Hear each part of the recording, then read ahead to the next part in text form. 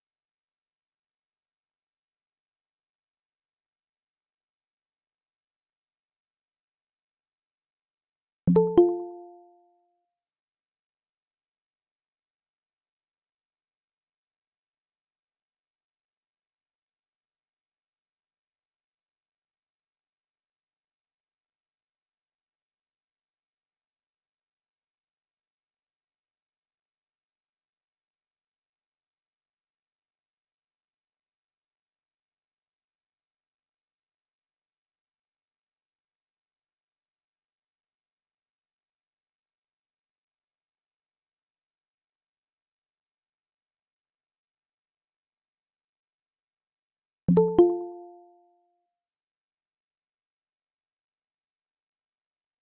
namaskar. Namaskar. Good morning. Morning. Good Sir, morning, Tinku Acharya also join. Good morning, Dr. Tinku. Hello. Good morning, Dr. Tinku Acharya. Hello. Dr. Acharya, are you able to hear us? Yes, Shiva. Okay, good. Very good morning. Namaskar. Namaskar. Good to see you. Yeah. Good to see you after a long time. Yeah, after a long time. Yes. So you are in India now? Yes, I'm in India, Kolkata. After this lecture, I'm flying to Bangalore. Oh, great. Yeah. So good. Sir, thank you, sir, for your accept our invitation evening. Yeah. With the I know, we must thank him. Actually, he's very busy and Sure. and I'm Sir, really thankful to you that you accepted our request. And, Oh, it's my great pleasure, and I'm honored. So, thank you. So nice of you. So I see only 8 attendance. No, the time is not there, right? I'll come. Okay, all right. Your paper sir, actually, presentation sir. session, probably that's getting little delayed. Yeah. That's okay. It happens in any conference. Yeah. You know it better. Yeah. So how is the conference going so far? Yeah. So good. Very good, in fact. And yesterday it was very good. Day before yesterday also it was fantastic, actually. And in last day there was some hiccup issues. Early morning we had Professor Patnaik is also joined. Wonderful. Professor. Okay. We'll just wait for 5 minutes. No problem. So 5 minutes, right?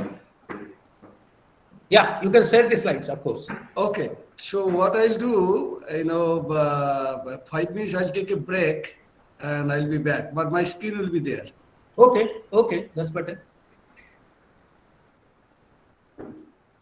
Are you not planning to Hyderabad? To come sometimes Hyderabad? Whenever you invite, I'll be there. Then let's say, so you're coming to Bangalore, right? So from Bangalore, Yes. come to Hyderabad, yeah. Yeah. So I come to Bangalore very frequently. I go to Chennai. Next time I'll be happy to come and share a couple. We'll work it out. We'll work it out. I will be in touch with you. I'll send mails and then Absolutely. as soon as possible. Yeah. Yeah. Is my screen visible? Not yet. Yeah. Yes, now sir. it is Yes, visible. sir. But the last slide is visible, not the first one. This is the first one. Yeah. Okay. So I'm taking the 2 minutes break. I'll be back in 2 minutes. Is that good? Yeah. Please. Okay. All right. Just attend the phone call. In 2 minutes, I'll be back. Please, sir. Please. Yes, sir. Yes, sir. Okay. Patnaik sir, namaste. Sir. Sir, namaskar. Good morning. Sir, हाँ, sir, namaskar, sir. नमस्कार. So actually, we are happy that you are observing the different sessions from the time to time, and also. I'm not observing. I'm attending. Sir, actually, I'm sir, learning. sir, what else, sir? I'm not an observer. As you say, yesterday, I was there till late evening. You might have Sir. noticed. Okay? Yes, sir. It was Yes. going on till 6. Sir. Beyond that. Sir, actually, as compared to the previous year, all the session completed in time, sir. Actually, Okay. with little bit delay, sir. I mean, missed. That is okay. You cannot avoid. Okay? Because in the morning, we were waiting. The inauguration itself, we started about 15 minutes later. Yes. That 15 minutes actually that's put up. Yeah. Okay, so you cannot help. That's fine. Okay. Okay, I'm back. Yeah. Dr. Tinku Acharya with us, Professor L.M. Patnaik from University of Science and National Institute of Advanced Studies. He is also there. He is the general chair of this conference. Hello, Professor Patnaik. Hello. As a matter of fact, tomorrow and day after tomorrow, entire day I'll be in Indian Institute of Science. Oh, where? Whom you are visiting? I am meeting many people, Who? including Amrutul Bharadwaj. You know, I am a visiting professor Okay, in okay. Robert Boss Lab. Robert Boss Lab. Okay, okay. Yeah, So- Bharadwaj is Robert Boss Lab, CPS projects and all that. Okay. Yeah,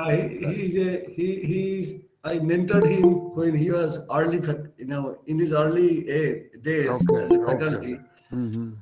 2010, around that time, I mentored him a lot. Okay. So I'm visiting and I'm flying this afternoon. Uh-huh. Tomorrow and day after, Oh, in the campus. where you are staying in the campus or outside? No, I'm staying in Chancery Pavilion because I have few other meetings also Okay, okay, okay. in the city. Chancery Okay, Pavilion okay. Hotel, I'll be staying there. Yeah, yeah. Okay, okay. It will be good to meet you. Yeah. I may go by. I'll find out. So when you are that tomorrow, after when are you coming? I'm flying tonight. Tomorrow morning, 11 o'clock, I'll be there. Tomorrow and day after, whole day I'll You be will there. be with Bharadwaj and who else? They have set up few other people, Shankar and few other people. Yeah, those who are involved in the project, with them they might have had discussions. Okay, okay. Yeah. So you are based in Kolkata now? I am based in Kolkata now. Okay, okay. Yeah. I think earlier you used to interact with few people in ISI also, right? Yes. Bhargav and some of those people. Yeah. Yeah, because I know that whole gang. Bhargav, Vidyut from Professor DDM's time, okay? Yeah, Professor Datta Majumdar. Yeah, Yes, he passed away. Yeah, he passed away. Yes. He was a great professor. Yeah. I used to go to the special committees and all, okay? From our Professor Sinha, Prakash Rao and all were directors, no, during that time. Okay. So several years I used to go to Nikhil Pal, Bhargav Bhattacharya, okay. Yeah. Shankar Pal there. Shankar Pal. Then there are several, and Bhavani Sinha, okay. They're all in computing systems, architectures, and all that area. Yeah, they are all my colleagues. Oh, I see. Plus, who is there? Professor Susmita Surkole. Yeah, Sushmita Surkole is there. Yeah, they are all good scholars. Yes. And I used to go to Jadavpur University also. Quite often. I had several students from that. Yeah, these are the two premier institutes, Jadavpur and ISI in Kolkata, besides Kharagpur IIT. Of course, Calcutta University was also good. Professor Arun Chaudhary's time, but then it lost its. Yeah, exactly. I am direct student of Professor Chaudhary. Oh, I see. Yeah. He is Actually, great our person. sessions are already going, sir. Professor Vibhu Prasad Panigrai. So we can start actually. So I hope, sir. Sir, we'll start. Yeah, absolutely. I am ready. You are ready? When you are ready. Srinivas, we can request the session chair to start this. Sir. Yes, sir. Just now, sir. So, hello. Yes. So, on behalf of the organizing committee, I request Professor Vibhu Prasad Panigrai from IJT Sara. So, start the process, sir, please. I request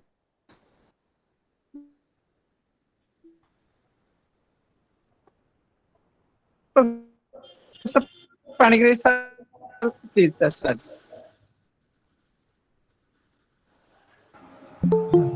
Thank you, Professor Srinivas. Hello. On behalf of organizing committee, I welcome all esteemed delegates and our keynote speaker, Dr. Tinku Prasad. To this second international conference of machine learning, IoT, and big data. And Dr. Acharya is an inventor, entrepreneur, scientist, teacher, author, and internationally acclaimed technologist. He is the founder and managing director of Video Analytics Technology Private Limited, Kolkata, India, and a visiting professor of Indian Science, Bangalore. Dr. Acharya received his PhD honors in physics, BTech, and MTech in computer science from University of Calcutta, and PhD in computer science from University of Central Florida, USA. He is a fellow of IEEE, INE, IIT, and other institutions. Dr. Acharya contributed to the more than 160 US and international patents in various technology domains: visual computing, architectures, electronic imaging, data compression, multimedia computing, computer vision, intelligent video, VLC architectures and algorithms, etc.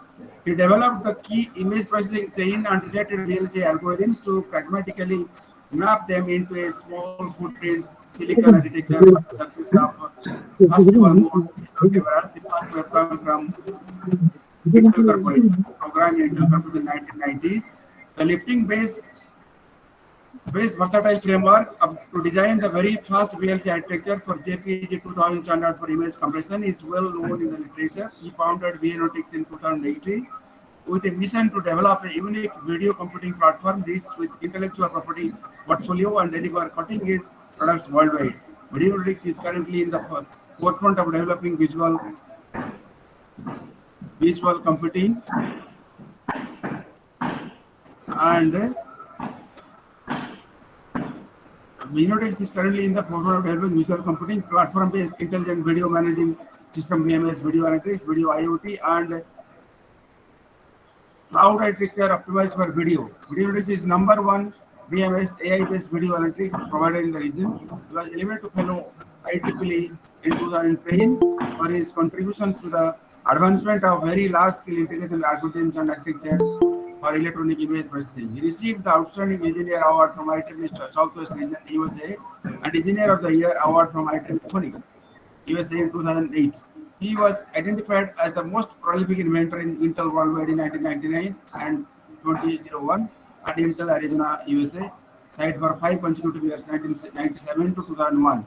He is the recipient of 2009 NASI Reliance Platinum Jubilee Award for Innovation in Physics Science from National Academy of Science in India, and in first innovator to receive his prestigious award. Dr. Acharya served in many organizations worldwide, such as Intel Corporation, ATT, and Bell Laboratories, University of Maryland at College Park, Arizona State University, Intellectual Ventures, Indian Institute of Science, Indian Institute of Technology, Kharagpur, University of Calcutta, etc. He collaborated with many research and academic institutions worldwide, including Keras, Palo Research Center, ICMIB product, to name a few.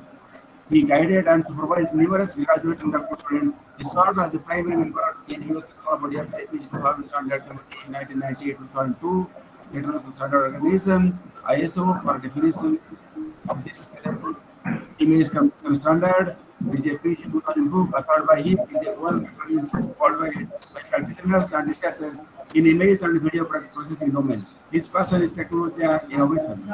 So I request Dr. Acharya to deliver his keynote address.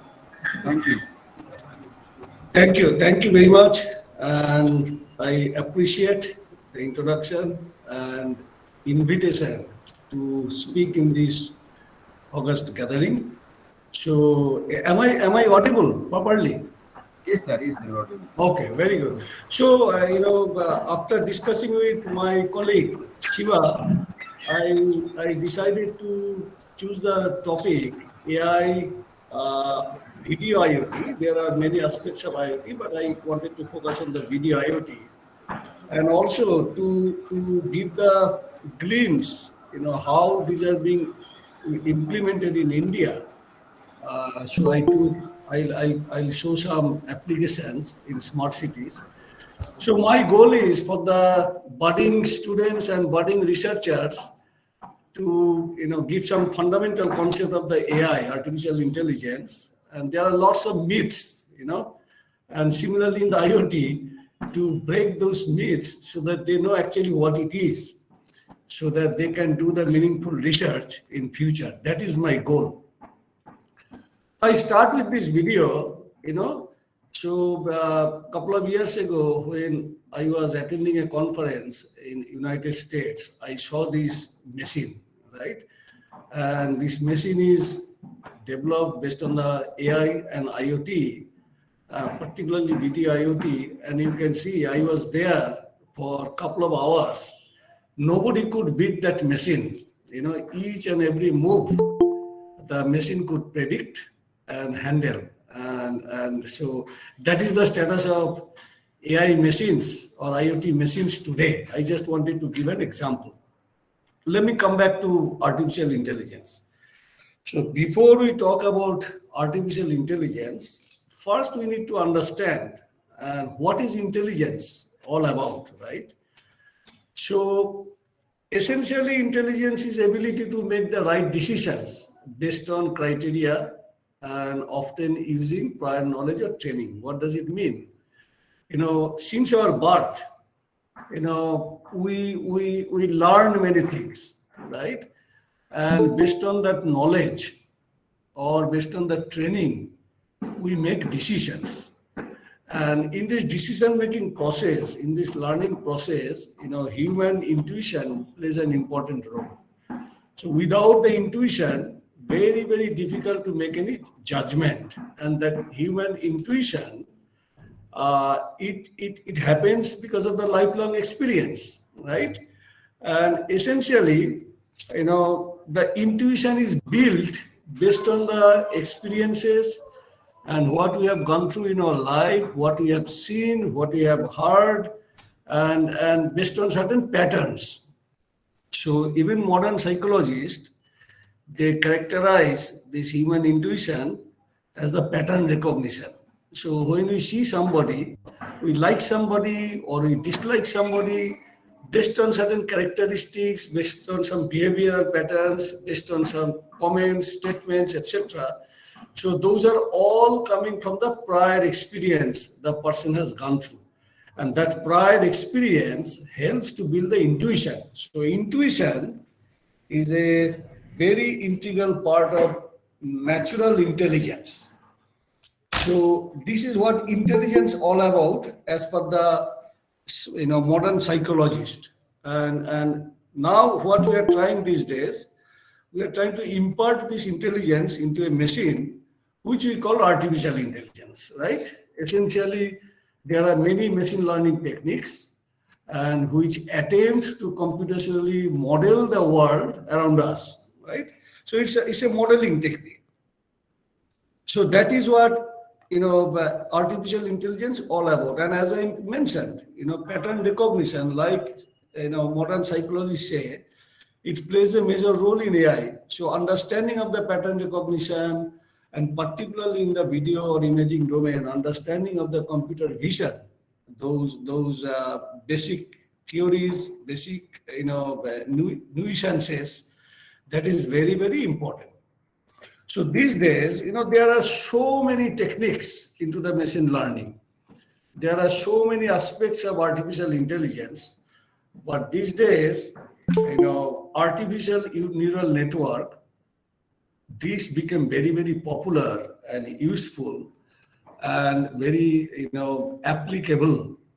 Why they become very useful, why they became applicable, although it is around for last 7 decades, but last 1 decade, I should say last 5-6 years, this is playing a very significant role. Why that is happening, I'll give some glimpses in later few slides. So essentially, this artificial neural network, it attempts to mimic the learning capability of the biological neural system, our brain, using a computer architecture. And so advancement of the computer architecture, and along with that, many other data aspects, that was instrumental for the growth of this subject. And although a lot of research and development going on for last, I should say 7 decades, I'll give some history of the AI, but last few years, this became possible Earlier, if you see the computer vision, pattern recognition, neural network things were restricted primarily in the defense field, where huge computation is to be required. And still huge computation is required today. But these days, advancement of the computation happens such a profound way that these are now practically implementable. So I'll talk about it later. So if we look at the history of AI, right, who are the founding fathers? So to me, Alan Turing, he was the, father figure of this AI. Okay. So because first he gave the concept of the Turing machine, and based on this Turing machine, entire computer science today is influenced, right? So all the computer architecture, single processor or multiprocessor or GPU, whatever you talk, it is based on the Turing theory, Turing machine. And he is the first one in early, 50s, he did the test called Turing test. The goal was, can machine think? So whether machine can think or not, that is the thought process came in his mind. He did some mathematical, formulation and modeling over there. Since then, actually, this AI research started. So he is the father of theoretical computer science and artificial intelligence. But to me, as a socially conscious person, as a scientist, he influenced our civilization through AI in a profound way. Why I say that? So he did first cryptanalysis, and that shortened the Second World War in Europe by more than 2 years. So he, based on his AI techniques and cryptanalysis, could recognize the secret messages which is to be, transmitted from the enemy side, and deciphering those, Second World War could have been shortened by 2 years. And that 2 years, because of the shortening that, it saved over 14 million lives, 1.4 crore lives. Saving those many lives, that was very, very crucial. And that is the influence of the AI in the history. Even this pandemic, COVID time, hardly, a few lakh people died, not more than, worldwide, 20 or 25 lakh people. But that single AI-based cryptanalysis, that saved the life of 14 million. So in the history of civilization, this is a landmark, and I often talk about it. So he is the founding father of the AI. Since then, AI research started. After that, many people contributed. During the time of Professor Turing, the artificial intelligence, the terminology was not there. The terminology was first given by Professor Shannon, Claude Shannon, who is the father of modern communication. Claude Shannon, Shannon's theory, theory of communication. So in 1956, in Dartmouth conference in summer, they first coined the term artificial intelligence. And since then, many, pioneers, great researchers contributed into that. Recently, 1979, Professor Fukushima, he first gave the concept of new cognition. A new cognitron is essentially a multi-layered artificial neural network.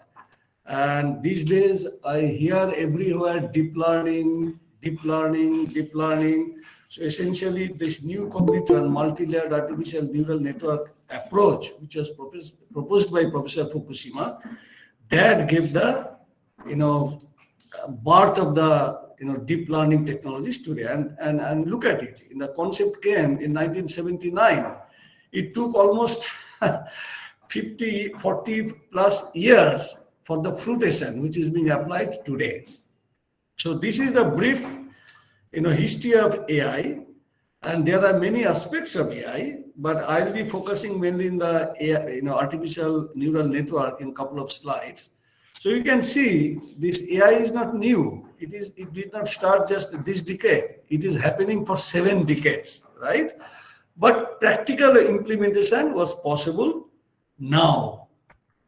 So why, what is artificial neural network at the first place? If you look at our human brain, in human brain intelligence, natural intelligence system, neurons, billions of neurons in our brain, when they are fired, we start thinking, we start making decisions.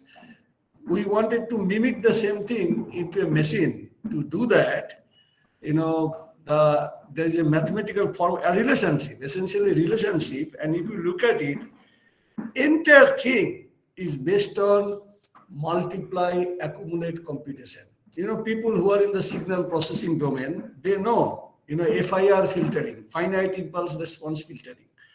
And if you look at the finite impulse response, which is nothing but multiply and accumulate, that means take two terms, multiply them, and many such terms, add them together, that is called multiply accumulation. And any DSP processor, it is nothing but, MAC operation, multiply, accumulate operation. So neuron does exactly the same thing. Neuron does exactly computes this particular formulation, which is like FIR filtering. So for the sake of, example, let's say there are many inputs, X1 to Xn. There are many weightage factors. W1, W2, Wn, depending upon which, input is more weighted towards making the decision, through the experimentation or mathematical modeling, those weightage factors can be computed. You multiply, add them, means accumulated them, add a biasing function, and it gives exactly the same, the FIR filtering number. Then you take that, then you apply certain activation function. The activation function is essentially it's a normalization factor to convert a number between 0 to 1. Okay, so for the sake of example, I took here a sigmoid function, but there can be any other function, many other functions depending upon the domain of application, etc. So essentially, this neuron, in summary, it computes an analogous to FIR filtering. Then it converts into a number between 0 to 1 that is called modeling. So this is the function of a basic neuron, and composition of many such neurons creates an artificial neural network. Here example. So there are many inputs, X1, X2, Xn. Then there is a layer 1, and in layer, each of those elements, pink or blue or green, those are actually that neuron which I have shown into the previous slides. Multiple such neurons are working in parallel. Let's assume, layer 1. Layer 1 means a series of such neurons working with all those inputs, every input going to each neuron. And each neuron, depending upon the weightage factor, allocated to each neuron, they give different numbers between 0 to 1. So that is called modeling. Then you take those numbers, let's say this is called layer 1. In the first layer, that one happens. Then output of that layer, you can assume that is the input to the second layer. Again, it is giving some numbers. Second layer, giving it output of the second layer, going to the third layer, like this number of layers over there. Finally, we generate some output, Y1 to Ym, desired output, right? So there's an input layer and there's an output layer. Between input and output layer, there are so many layers. Can be any number of layers. Those are called hidden layers.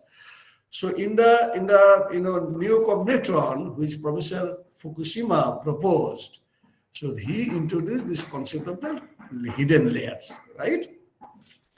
So how deep these hidden layers are. How many hidden layers are there? More number of hidden layers means deeper. Less number of hidden layer means shallower.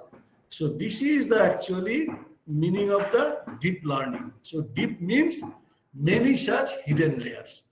Depending upon the applications, how many hidden layers will be there, that can be decided by the researchers and developers. This is the very, very, without going a lot of mathematical details, or because it is just only 45 minutes talk. So this is the fundamental concept of the deep learning for common people to understand, for the beginners. And so it is essentially a hierarchical representation of features. It is learning, hierarchical representation of features. What do you mean? Means layer 1, we learn certain features. Then layer 2, we learn certain advanced features. Layer 3, we learn even more advanced features. By doing that, at one point, almost all the features are learned, understood, and that gives a model. Okay, so deep learning is essentially learning hierarchical representation of features in multiple layers. That is the primary concept. So I can give you an example. Since I'm an image scientist, and if we look at an image is nothing but composition of many pixels. Pixels are picture elements, right? So if we assume these pixels are the input to a artificial neural network or to a deep learning machine, if we call that way, after doing the first layer, it might give this kind of output. That means we are recognizing various kind of edges, right, in various angles, right? Then that means we are learning certain features after doing the first layer. Now, if I take this, apply the second layer, it might be giving some object parts. For example, maybe some nose parts, maybe some eyes, and etc. etc. Still, it is not good enough. Then I am applying it to the another layer. That means hierarchically, one after another, I am trying to learn complex features. So third layer, we might get some facial images. We can recognize that. So this is the way. That's why in the previous slide, I mentioned it is learning hierarchical representation of features. So you see, I gave a very simple example how the learning of hierarchical, representation of the features happen. So this is a very, very, crude example. There can be many other examples. So now, these days, deep learning, it is called convolutional neural network. So inside the neural network, what happens actually? Okay, so the CNN, it was designed based on the early study of the cat's visual cortex, and it is consisting of complex arrangement of cells. And what are those cells? So in the visual cortex, those cells, we can represent them as the neuron, and based on that, cat can see the entire image. Often I give this example. When you are sleeping, we don't see many things, right? When we wake up, the moment we wake up, everything looks very hazy. Then slowly, brain is processing. Then we can start seeing the things very, clear manner. So that is an example of hierarchical learning of the features, right? So to give an, that as an image, so we are giving an input image. We essentially apply convolution. In the first slide, when I talked about neuron, I talked about FIR filtering, right? Finite impulse response filtering. Convolution is nothing but FIR filtering. There could be two kinds of convolution, could be linear convolution or cyclic convolution. So either way, the convolution, fundamentally, it is FIR filtering. So in a windowed manner, we take a filter, two-dimensional filter. I am taking an example of 5 by 5. So I am convolving. That means I am applying that FIR filtering, after convolving that, I am generating some feature maps. I told you earlier that learning hierarchical representation of features. Feature maps, and there is some concept of stride. I'm not going over there all those details. Based on that, how many features maps will happen, that is determined. If it is 5, there will be 4 feature maps.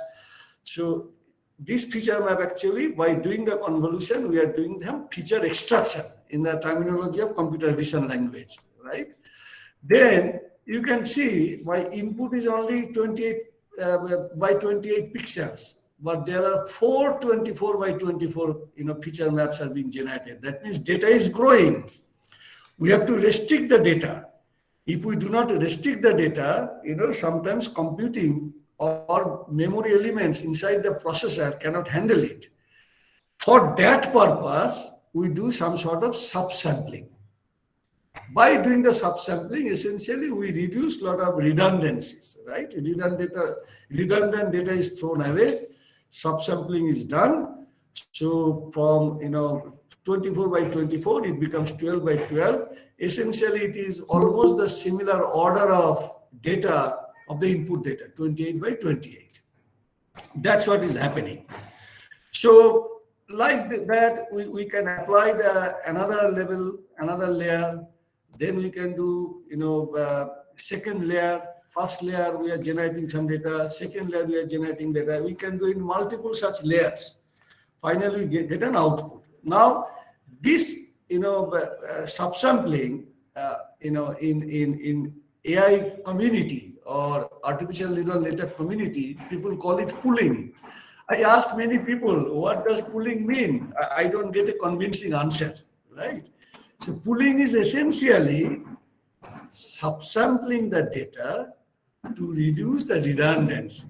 What does it mean? If you look at the image over here, red, yellow, green, blue. So I can take 2 by 2 matrix and I can do an average. Then it will be called mean pooling. If I take the maximum value, it can be max pooling. If I take the minimum value, it can be the MIN, mean pooling. So there can be, depending upon the applications, researchers or developers can devise various kinds of pooling techniques. Essentially, this pooling will determine what will be the quality of the output.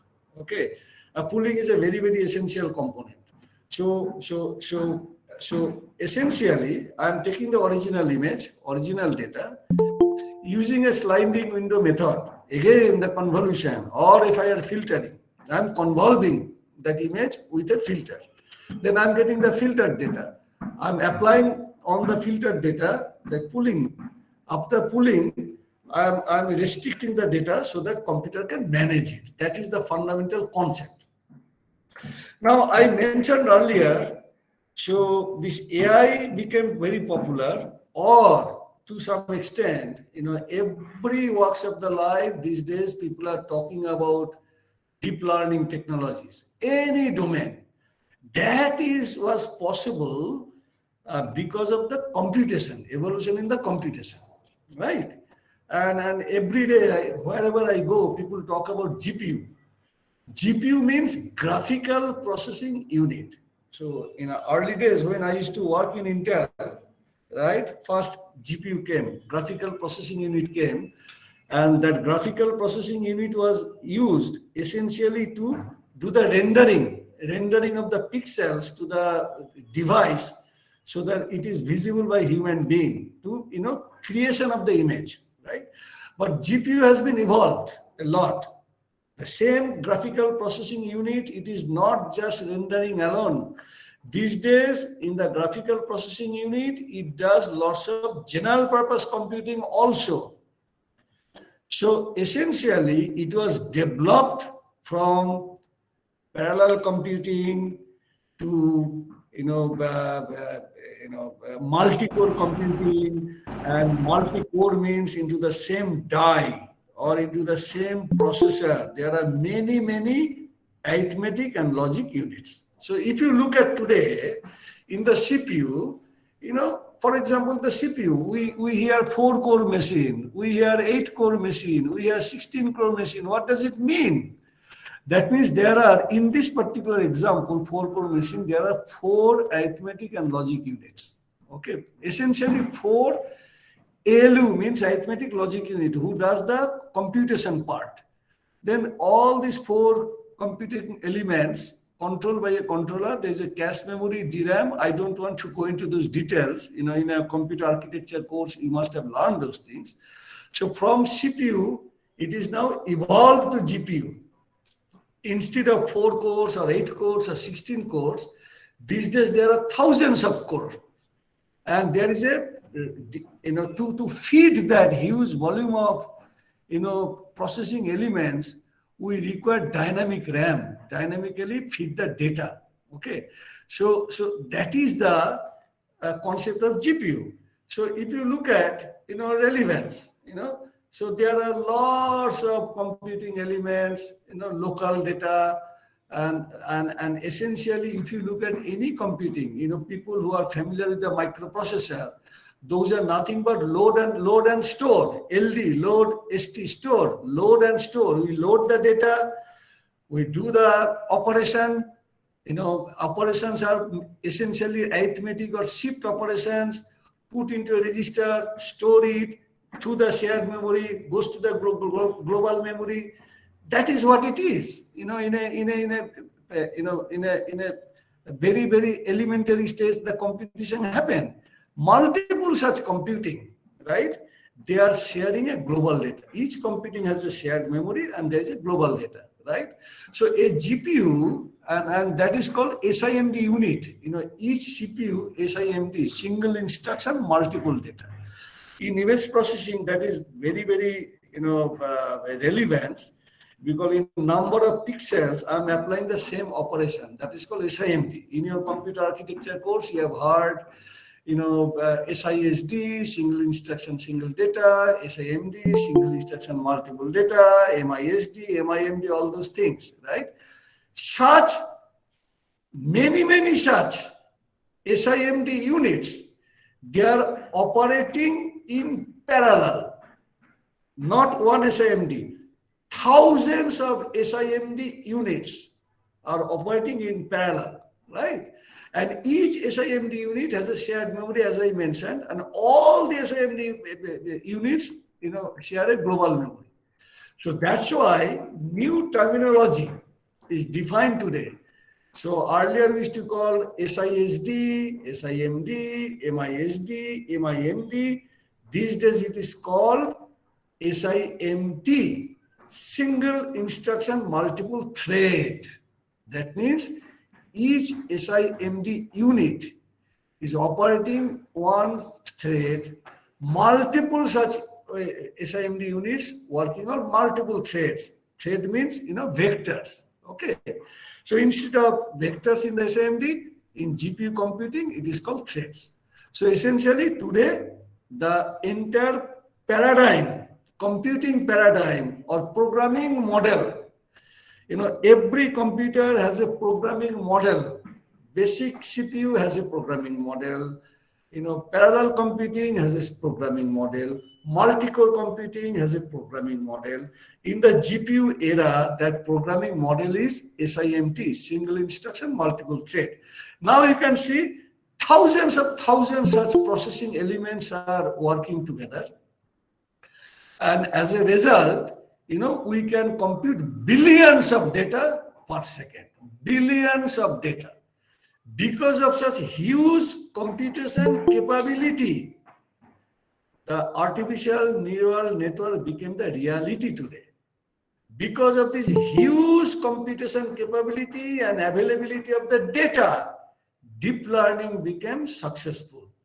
And because of this AI, Internet of the Things also growing. They are working hand in hand. We cannot look at one aspect from the other.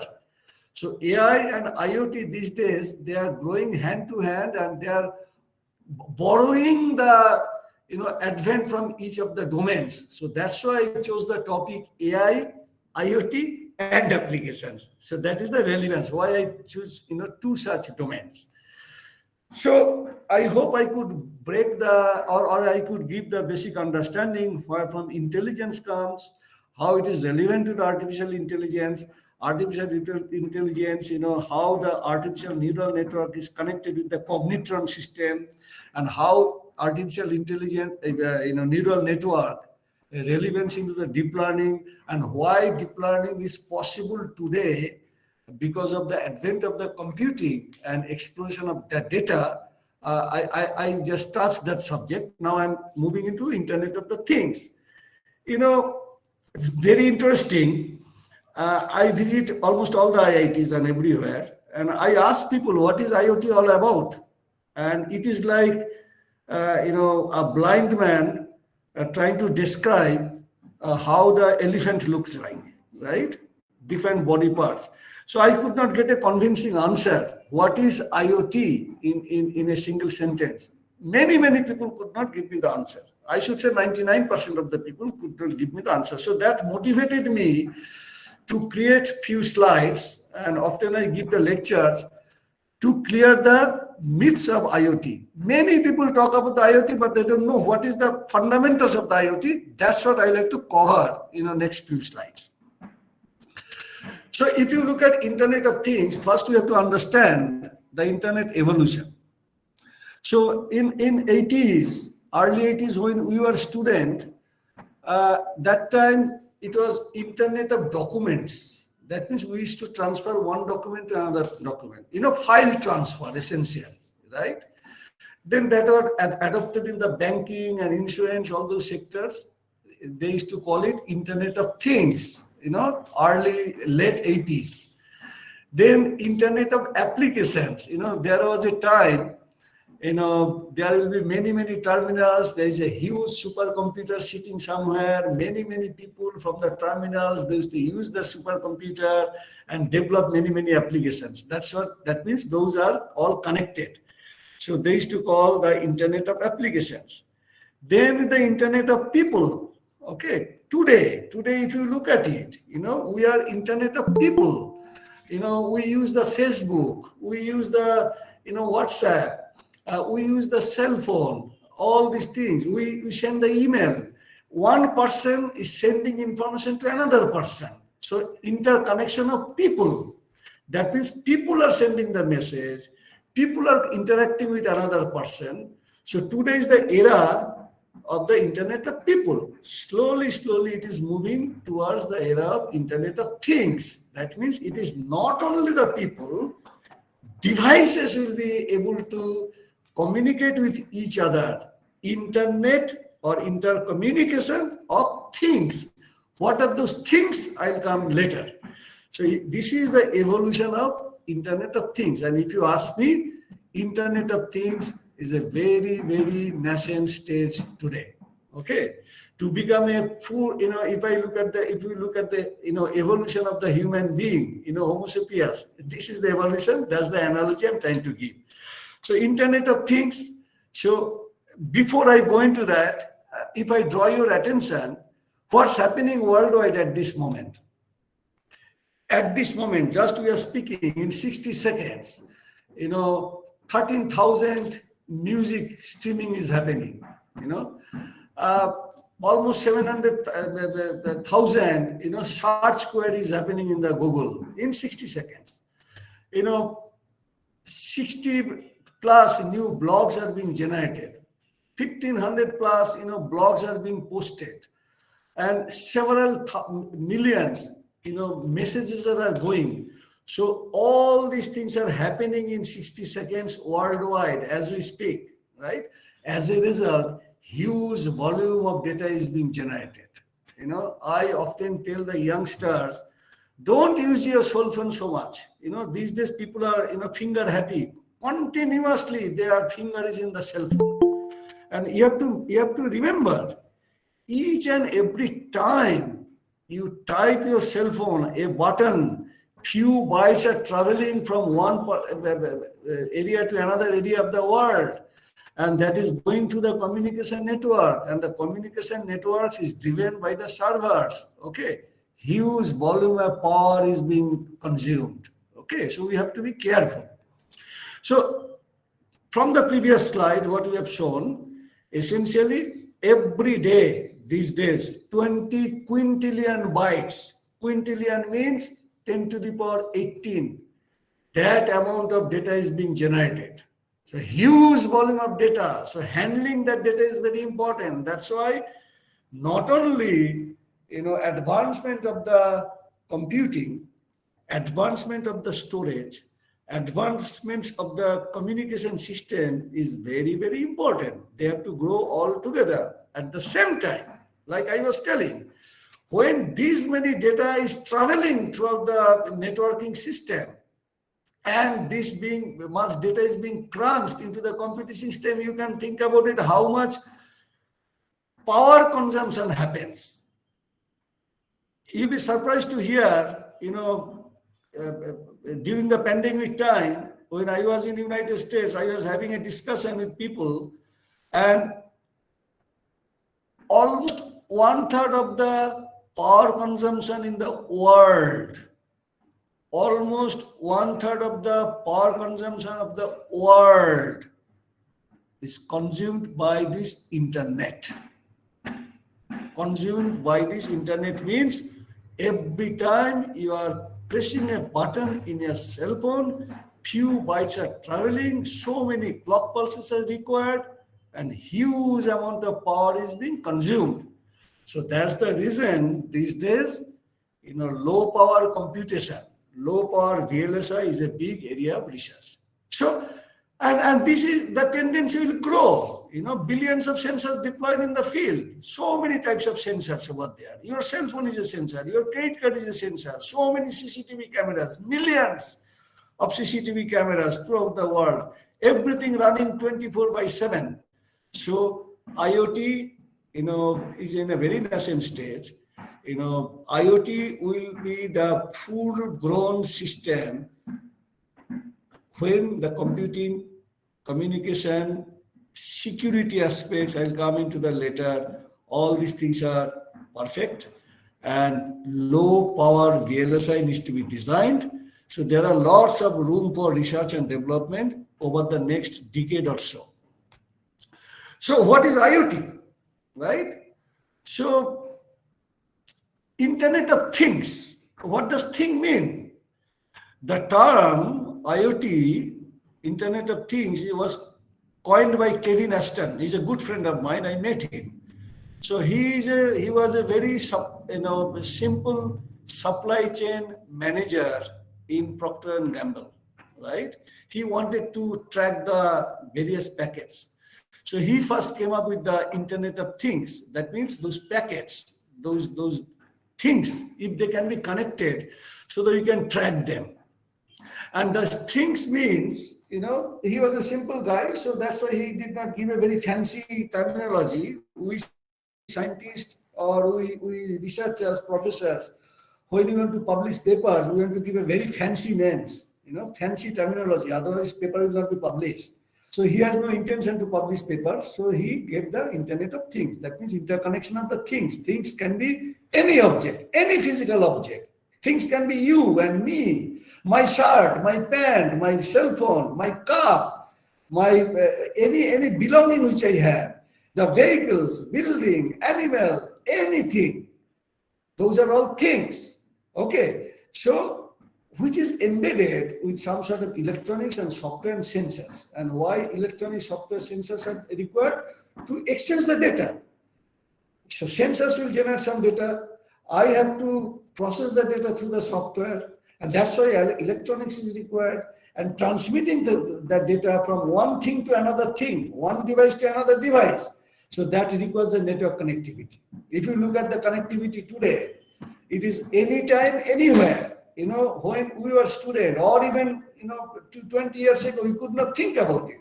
Everything was landline. One person could talk to another person, one person to another person. And you have to be in certain place to make the phone call or make the connection. But today, with the cell phone, anytime, anywhere, you can access and transmit the data. So that is actually helping the advancement of Internet of Things. So this is what IoT all about. And many people, tell many names. For example, Kevin Aston, simple guy, he gave the name IoT, Internet of Things. Cisco, if you look at their website, or they promote Internet of Everything. So IoE, okay, so no different from Internet of Things. Everything means everything, which I explained into my last slide. Now Cisco gave the Internet of Everything. Another giant Intel, they have to say something different. So that's why they gave the I of everything, EOE. Then, machine learning community, we researchers, we have to give a different name. So we gave machine to machine, essentially device to device, object to object, M to M. Bruce Snyder, he gave the name world size web, and rightfully so. If you look at this connection of the devices throughout the world, it's a huge, website, world size web. And even movie industry is not far behind. In the Terminator movie, every device, even the implant into the body, they were communicating with everybody else. So they gave the name Skynet. So various authors, essentially, concept is same. This is what is Internet of Things. That means animate or inanimate objects or devices which communicate with each other for exchange of information or exchange of data. That is the fundamental concept of IoT. So what is the ultimate goal of IoT? As I said, 2010, this decade, Internet of People, we are communicating with each other, and I am talking to you. So many audience over there, whom I am communicating. I am communicating to people. You are listening. And how it is going? My voice is going to the internet, communication network. This slide is being transmitted to the communication network. For whose consumption? Your consumption, you, people. So Internet of People today. In future, Dr. Tinku Acharya may not be required.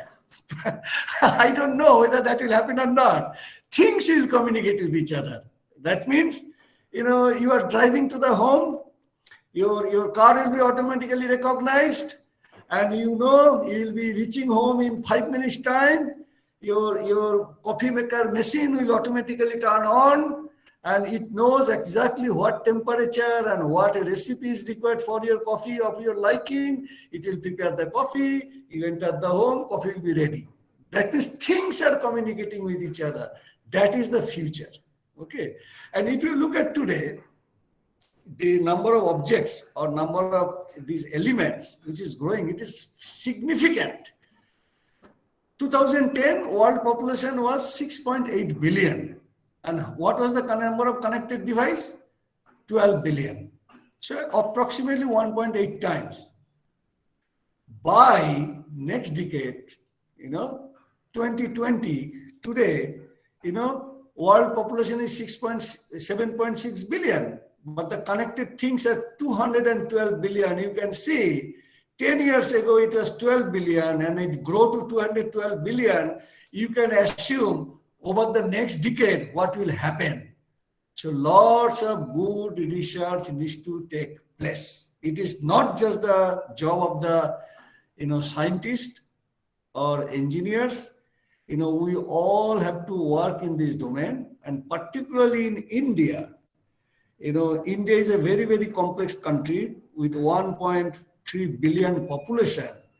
The number of things will grow. We have to develop technology for our Indian nation to be suitable for our own infrastructure. So that's why I always tell, we have to develop Indian intellectual property. We have to solve our own problem. If we don't do it, it can be a threat. So if understood, truly secure, think about it. Each and every data, your personal information, credit card information, your coffee information, your liking, what kind of coffee you want, when you'll be reaching home, how you are coming home, which route you are coming, everything is exposed. So properly securing the data so that your privacy invasion does not happen. That is very, very important. So if understood, truly secured, IoT can enhance communication, lifestyle, and delivery of services. If misunderstood, that means if half-educated people not properly knowing what is IoT all about, what are the challenges, if they develop and all of a sudden without thorough testing, validation, if it is deployed, it can be disaster. Example, today's car, vehicle, smart vehicles, we are talking about autonomous vehicles. Inside the autonomous vehicle, there are more than 200 sensors over there. And those are being guided by internet from the cloud. Think about it. If it is not properly secured and it goes in the hands of the terrorists, of the hackers, and if all the vehicles in city of Hyderabad now started to drive at 100 kilometers per hour in a random direction, it is going to be worse than a nuclear war. So that's why data security is an important part. Precision is very important part. Perfecting the communication system, all these devices, very important part. So that's why I always tell, if understood, it can enhance the quality of life. If not understood or opportunity, it all depends upon us. With that fundamental understanding of IoT, let me talk about video IoT. I coined this idea a number of years ago, and I presented that Intel Corporation also, and they adopted that idea.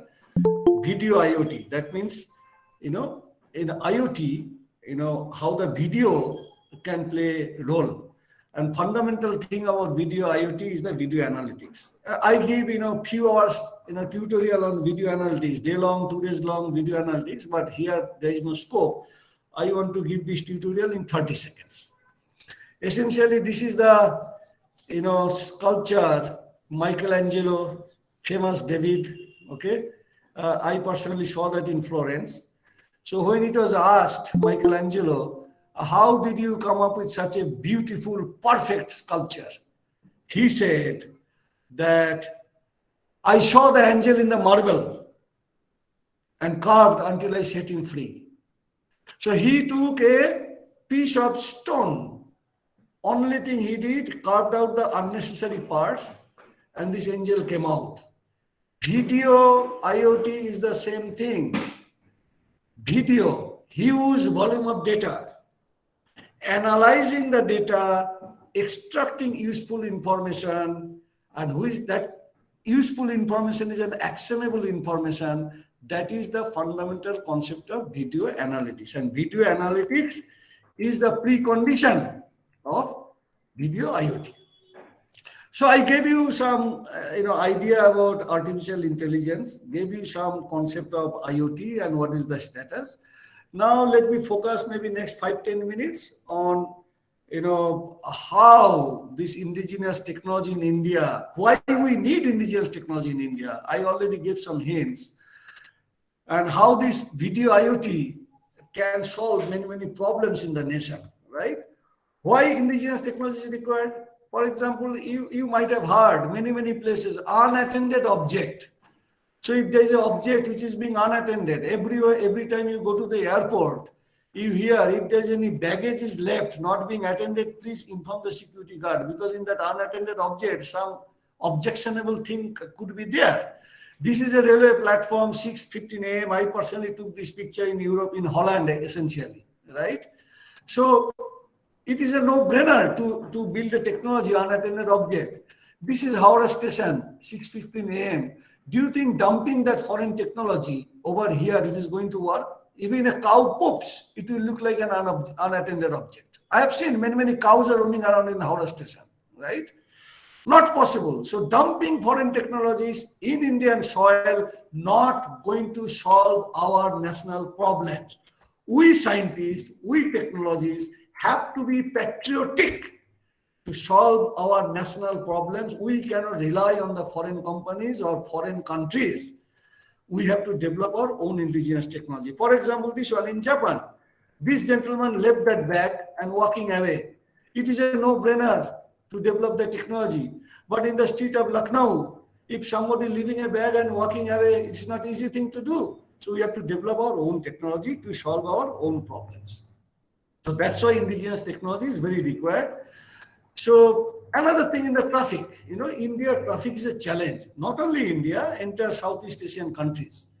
So in Phoenix, this is my home in Arizona, and near my home, this is the traffic condition. Very, very, disciplined manner traffic are going, right?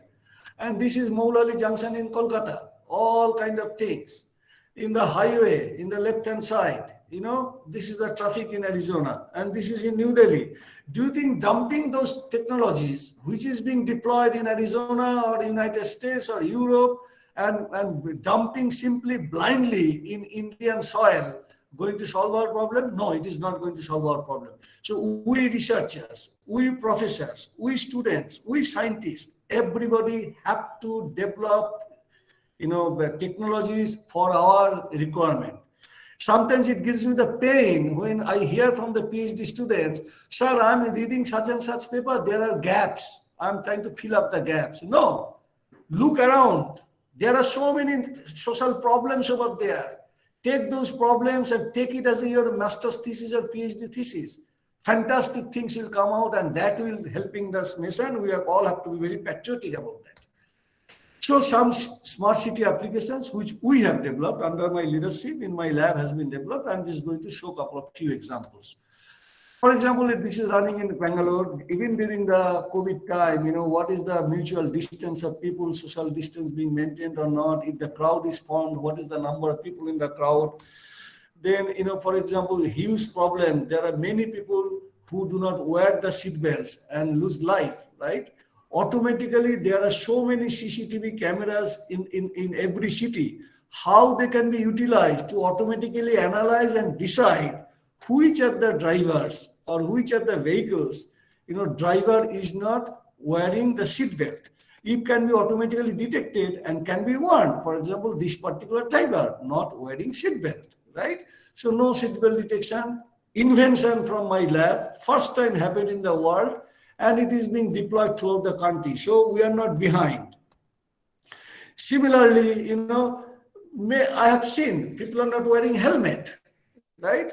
And wearing helmet can save the life. And we have seen in the same, motorbike, more than 2 people are going, entire family is going. That can be life-threatening.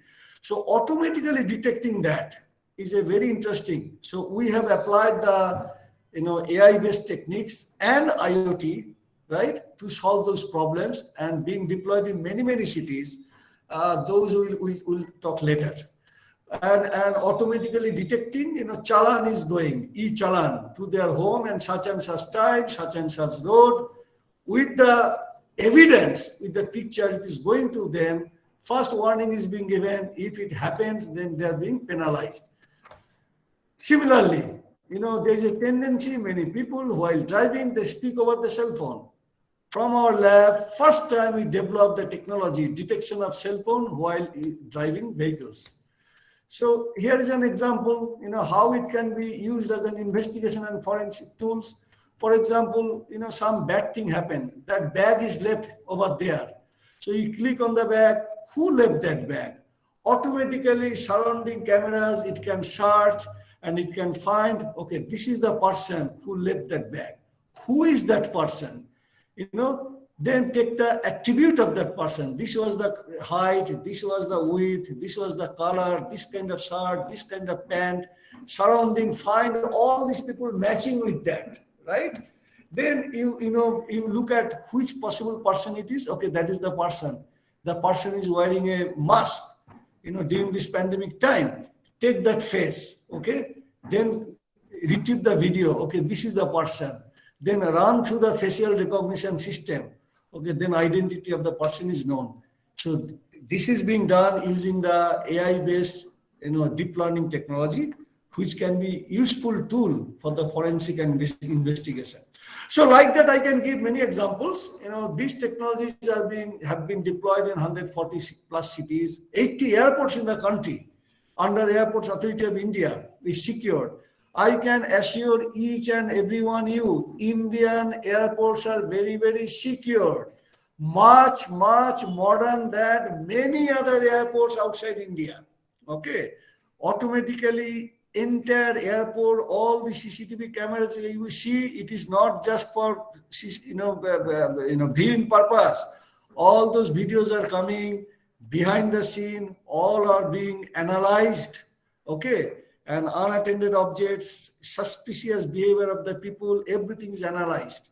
So this AI-based techniques is deployed in 80 plus airports in the country. This is a news to information for you. Now I am to give some safe and smart city success stories. This technology has been deployed in the Bhopal smart city is the first smart city, and 7,500 cameras. Okay. Based on this AI-based technology, if you go to the Bhopal, command control center, you will see this picture developed by Videonetics. Similarly, Nagpur smart city, all the traffic is being monitored, and if you go there, traffic is very smooth these days. Vadodara smart city recently has been, inaugurated, very smooth. Entire Gujarat, 40 cities, they launched this program Vishwas, Video Integration and State-wide Advanced Security System, recently launched and very secured traffic. I'm talking about the traffic, and that traffic has been developed based on video IoT only. And Cochin ITMs, recently it is being launched. It is not launched yet, but very soon it is going to be launched, and entire thing going to happen through the cloud only.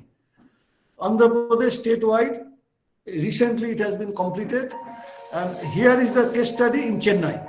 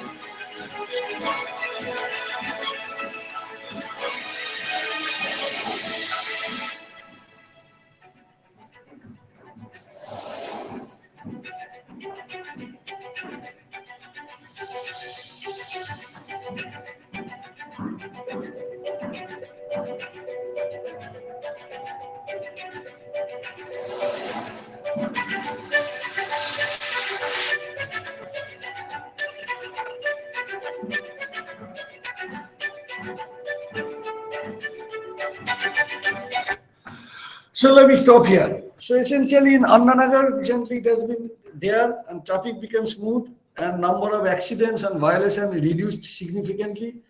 I can give you the example of, Indore, 90% road accident got reduced to, less than 10% now, which used to be a few years ago before the technology has been deployed. So essentially, artificial intelligence, video IoT, long way to go. And just, we scientists, engineers, technologists, professors, students, we have to have that patriotic element in our inside, so that we can solve the problems for our nation. With that message, I like to, end here. I'll be happy to take one or two questions if there is a time. Thank you, Dr. Acharya. If any clarifications or any questions from audience side?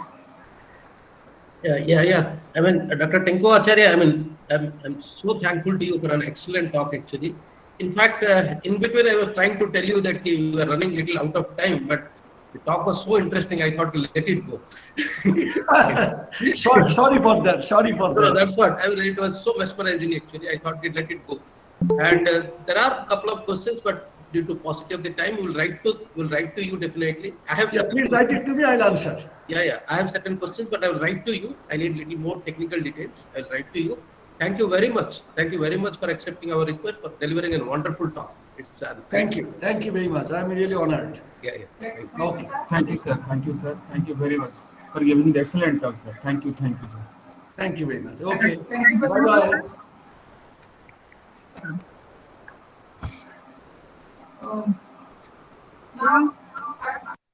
Request Professor Sivakumar Gada to lead the session of the panel discussion. Okay. Sir, please. Yeah. So thank you, Professor Sekhi. Thanks for the opportunity, and I hope all my panelists have joined. And as I told yesterday, also we have introduced this interesting panel discussion item into the agenda of this conference with the advice and guidance of Professor Patnaik, the General Chair of this conference. And I request my panelists who are present over here, and I request to kind of let them switch on the video and let's see. So with me, I think all of you now know that we have introduced a panel discussion, and with the title Artificial Intelligence and Social Good, right? For social good. So there are a lot of challenges. In fact, all the speakers, many papers today and yesterday that we had discussed about this artificial intelligence, machine learning, how they are applied in different problem solving techniques, etc. So we'll be discussing a little more on this actually in this panel discussion. And with me, I have Professor Sarojanand Mishra, who is a senior professor of computer science and engineering at IGIT Saran, and he has been doing wonderful work in this area. So we will try to listen to him and know what are his perspective of this. With me also Mr. Sahasranam Subramaniam, the Chief Technological Officer of ICMIB. It's a company in Germany, and is also a founder of Cognitive Mobile. That's another company which is in United States. He's the founder of that company. So I'm happy to have him here. With me, I have Mr. Siddharth Venkatramani. He's a managing director of India operations, and he's managing the EVA drone infrastructure. It's apparently a company based in Germany, but he's the managing director of India operations. He's also with us. With me, we have Mr. Rohit Bandugula. He's a PhD student of University of Hyderabad. So I have people from academia, I have people from industry, I have people from the other side of the table, the students, right, to listen to their views, what they think about it. Couple of days back, I thought I should give a pointer to the panelists that what we should be talking about and what we should be focusing on. And based on the inputs and all these things, I have listed down some of the kind of five points actually. So these points are basically what is AI from the perspective of this society, right? So what society thinks of the AI? There is a perspective about the AI, about the research community, the academicians, the scientists, and there is a perspective of AI from the society. I also gave another pointer where I said that let us discuss also why AI is gaining importance now, even though it was there for so many decades.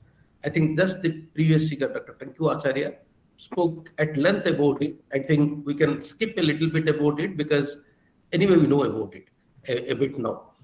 Then I thought there should be another pointer where we talk about what are the major societal problems that needs immediate attention. There are many problems, right? We have hundreds of problems, and why hundreds? We have innumerable number of problems. And how do we kind of prioritize them? What needs immediate attention? And that also we'll try to discuss and listen to from other panelists here. Then we're trying to talk about how the academia, how the industry, how the researchers can come together to take these immediate goals, immediate objectives forward. That's the fourth agenda. I mean, some of us will focus on that.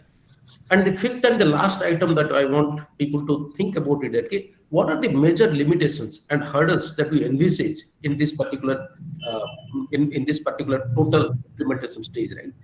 So what I thought, I'll kind of lead this or give a pointer to these things. And these are the 5 pointers which I want my panelists to focus on. And I think in that way that I'll kind of introduce it to kind of this august audience for 4-5 minutes, and then I leave it to the panelists to come in and then share their views on that. And the last 5 to 10 minutes, if possible, we'll try to take questions from the audience, and I will ask my panelist colleagues to respond to them according to their wisdom. So first, let me look at that. What is the AI from the perspective of the society? I'm trying to put forth my views and how I see what is the AI from the perspective of the society. The society, I mean that the general public, right? The general public, what they think about it. If you look back some 20 years back or 30 years back, we are told by our parents, our relatives, our friends, etc., let us dream, and one day dreams will come true. So we used to dream. One day the TV will be very flat. The TV we can hang the TV on the wall, and that's a reality now. One day we are dreaming about we will be flying in a plane, and the dream has come to a reality now. But what I find these days, that with the evolution of AI, with the evolution of different technology, etc., people stop dreaming. They are no more dreaming. They are not demanding, right? So if there is a problem with some industry, or if there is a problem with some student, they start demanding. What is this? There are technology available. AI should be able to solve it. We should implement AI. We should bring in AI tools. We should be able to solve it. May I request all of you to please mute your mic and unmute it whenever you want to speak. Yeah.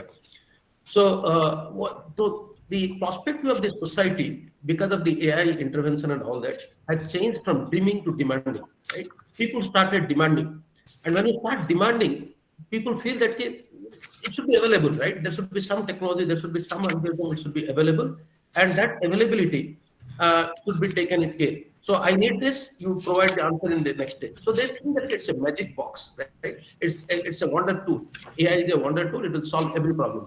People are asking why they are not able to manufacture vaccines using AI tools. Of course, AI was used, but there are other things also. Why they are not able to stop the virus using the AI tools? So the society has started demanding from the community, from the scientists, from the technology companies, and that's one thing that we have to be very careful, because the expectations from the society is very high. Now the society perspective of AI, that AI is the solution for all. So that's one thing. Now, why AI is gaining importance now, even though it is there for so many decades? Yeah, Dr. Tinku Acharya told it in a very nice way. I don't want to repeat it. All the AI techniques, all the machine learning techniques are mostly data dependent, right? Now, the amount of data that we create, in addition to the computing power, of course, but the amount of data that we create now, and the amount of the data that is reliable, the amount of the data that is available, the amount of the data cleaning techniques, the amount of the data generating devices are enormous. We get zillions, trillions of bytes of data every minute, every hour. Now, with that data, when you get a lot of data, and the technique is also there, and the computing power is also there, now people started believing in the results. People started, oh, this can be done, and it has been verified time and again, over and over, that this is possible. What are the major societal problems that need immediate attention? Yes, one is that particularly in Indian context, yes, healthcare. Healthcare, we all see that how it flattened during the second wave of COVID, unfortunately. But that healthcare, it requires an immediate attention. And somewhere I read a quote, I may not be able to reproduce it exactly. It says that healthcare without AI is now a fraud. Right? I mean, it is now a fraud. That word fraud was not there, but they say that it is almost like a fraud. If you are using healthcare without an AI application, then it is an injustice to the patients. It's an injustice to the suffering. So healthcare is one of the important domain where we think that the AI can be used. Environmental monitoring, yes, there are so many applications about environmental monitoring. In communications, in the network, people are now talking about brain-empowered communication. Like that means brain is a symbol of intelligence, right? So brain-empowered communication, 5G, cognitive radio, all these things are coming up.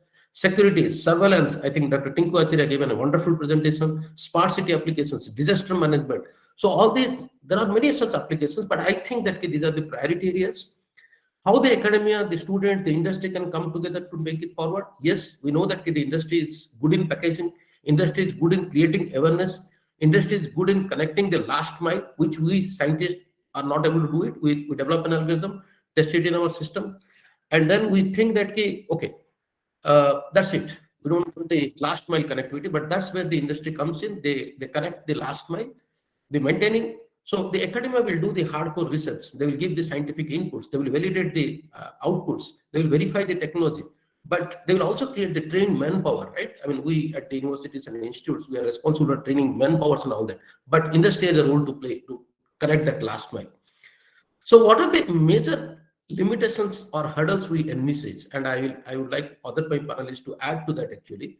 One of the major limitations we had it in the last decade, or when the AI was growing, people started talking about the biases, AI is biased. I think we had yesterday, Professor Patnaik giving an excellent talk on that, ethics in AI, biases in AI, the data that we generate, the data that we collect from the different devices, they are basically from an affluent society, right? They are digital society. Now, there is a lot of data that happens, or that is a lot of data that is present, they are not digitally connected. So we don't use that data to give our understanding or to understand the system. So AI is slightly biased because the data is biased and everything. The most of the other thing is that the expectations are rising like anything, as I told at the beginning, that expectations are many. People expect almost everything can be done. If there is a problem, there must be an AI tool to solve it. Are we ready for that? And when you know, I read somewhere, the difference between what is frustration, the difference between the reality and the expectation. So what we are in reality and what are the expectations. If there is a difference, it's a large difference, it will lead to the frustration. And many people feel frustrated about it that AI is not able to solve their problem. There are problems there are limitations about AI also. So now people started demanding about, look, AI is giving me a solution, but how do I believe it? It is not explaining me how it came. It is not giving me any reason. So people have talked about, very recently we have started about research, and people now talking about explainable AI, right? Use the AI tool, the AI method, the AI algorithm should be able to explain to the user that why it has come to that particular solution. And as of now, there is not much research done on that. So there is a limitation in terms of the implementation, that we are not able to explain the behavior of the AI. Neural network, I think Dr. Tinku Acharya gave a very good presentation, deep learning, but are they able to explain to a normal user, to the society, that how this result they have arrived at? What are the implications? What are the sensitivity? What happens if that changes? So we are not able to explain as of now. So this is one of the limitations what I find, and maybe other panelists can come and do it. And third and fourth and final thing, and after that I will move on. Actionable intelligence, right? AI is artificial intelligence. There is another AI called actionable intelligence. Now, when you talk about actionable intelligence, very recently people thought that, say, I get data about my company, I get data about my university, I get data about my institute. Now we can create that data, and then we decide an action. But most of the action, I mean, in marketing, in business, in institute, nowadays the institutes also, because they compete each other, depends on the decision, depends on the action, depends on the data of others, right? I need to know what, I mean, the other countries are doing, or what the other countries are thinking, and accordingly I plan my business strategy. Accordingly I have to plan my foreign affairs strategy. Accordingly I have to start my defense strategy, right? Now for that, our own data is not enough. So companies, marketing people and other people are now looking at the actionable intelligence, where they want the data of others, the data of the competitors, and that leads to kind of a espionage, that leads to kind of a spying, and whether that is ethical. But people want that AI has to be also based on the actionable intelligence. So these are some of the pointers. I thought I decided these 5 pointers, and I will kind of put down these 5 pointers and see what other panelists are trying to say, even for the other, the audience here also. So now I would like to invite Professor Sarojana Mishra, SN Mishra from IGIT Sarang, to share his views on this actually. Professor Mishra, please. Professor Mishra, you are there? Yeah. Okay, thank you, Professor Udgata, that you elaborately said about the artificial intelligence. It is good. And artificial intelligence have been used in every aspect of life. Okay, so that is the case, and we're using IoT and deep learning and so many, that is your bombastic words that it's coined with artificial intelligence. Of course, I am not a person from artificial intelligence fully. Okay, so I can understand the situations where we can use artificial intelligence. Now that we have learned about how that is artificial intelligence is already part of our lives. Okay, so let's explore the future. Okay, this is just the tip of the iceberg. Okay, there are numerous possibilities of out of there, and more institutions are developing AI. And that is your AI research. And the last speaker I observed, what is his name? I forgot that professor something. Okay, so he was elaborately talking about IoT, machine learning, and how it can be used in traffic control and etc. etc. So transportation, then smart cities, smart offices, smart cities, all these. But as far my that is your concern goes, okay, so that is artificial intelligence can dramatically improve the efficiency of our workplace and can augment the work humans can do. When AI takes over repetitive and dangerous tasks, it frees of human workforce.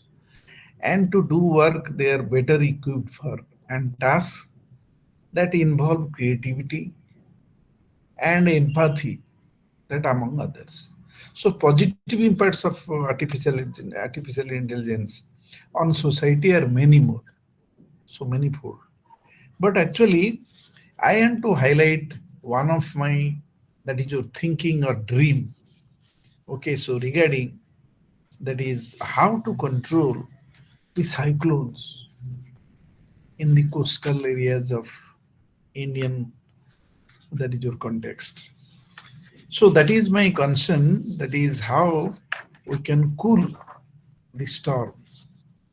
Okay, so any panelist can, if it is, they can highlight this. It is a burning topic. I will just focus on it because that is your limited knowledge is hindering us. Okay, we do not know actually what factors and how the artificial intelligence can be utilized to cool the storms, because every year we are facing, the coastal areas are facing 5 to 6 storms or cyclones. And if you see, that is the history starting from 1940 or before that also, we are facing so many. And this month or this year also, starting from 2021 till date, we are facing at least 5 cyclones. And the death tolls also many. So my question is, in prediction point of view, it is good. AI is successful. Many of the issues facing our ocean today originate with us not knowing that much about it. That is clear cut. But actually, it is interesting to know that we know much more about topography of Mars and Moon. Those are above of Earth. But we know little about our ocean, which is 71% of total land place. And we are staying on this earth, where 71% of people of the whole world are facing, that is ocean, that is water. And we have less knowledge. And if you can predict that, that is the cyclone is going to occur in that month, that day particularly, and how it comes and where it will land, if it is possible.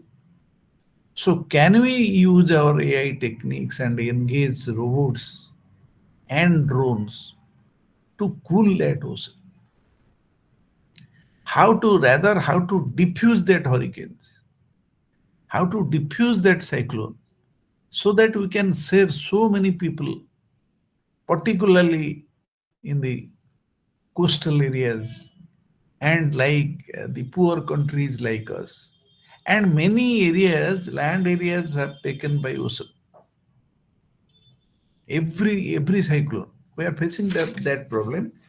Okay, So, can it be possible? Many work has been started up. Also, I also contacted many startups. That is okay. Why you are not starting up that particular idea? Okay, so which can be implemented. That is what is the reason. So cyclone. What is the cause of cyclones?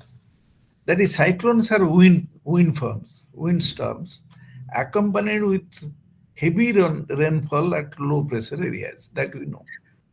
They are So, caused due to continuous process of rising of hot air over the ocean surface. This vacant space is then occupied by the cool area around. So which further heats up and rises. So there we can use AI techniques to stop rising of hot air over the ocean surface. So there we can send the robots. There you can set the AI techniques. So we can put the icebergs there. So it can be stopped. So okay, so any work that all the panelists and the students, those who have gathered here, can you put some your thinking, that is whether it is possible from technology point of view or how AI can be used. Okay, to particularly I am just concentrating on this topic, Professor Udgata, that particularly I am pinpointing to yeah, this. yeah. I understand actually. So you are probably trying to say that instead of only looking at the solution, you also look at the problem and try to stop the problem itself, right? I mean, Right, find out right, the right. genesis of the problem, And and then if you can, sir, if you can predict it, that is well, predict it very well, good calculations. So we can somewhat cool it down also. yeah, so that's So what, I mean, by any means, by engaging the robots through AI, yeah, yeah, okay, yeah. so where that So point is, I take, that I, that I yeah, is there. Okay, there is so one that has to be takeaway. cooled down. I So can that is my understand. question. Okay, so thank you very much. Yeah, yeah. I can understand that. There is one takeaway from your kind of your point is that we are providing solutions to the problem. Whenever a problem happens, the AI gives a solution or AI tool gives a solution, or people look at how the solution can be a better solution, still better solution, optimum solution, etc. You are you are put forthing a point where you say that okay, let us look at the problem also. Can we avoid the problem itself, right? Right, Instead right. of the problem comes up, right? Good point, well taken. Now, thank you. Let's move on to the other panelist also. Siddharth Venkatramani, you are there? Yeah, you are there. Yeah. So, Yes. can you please, Siddharth Venkatramani actually represents he's the managing director of India operations of EVA drones. And Professor Mishra, somewhere you said that the drones are required. And EVA drones infrastructure, actually, they are not exactly into drones. They are EVA drones infrastructure. This is a Germany-based company. They are looking at many solutions, like they're providing infrastructure. I think somewhere I met him and then he said that they are talking about drone ports, right? Airports, drone ports.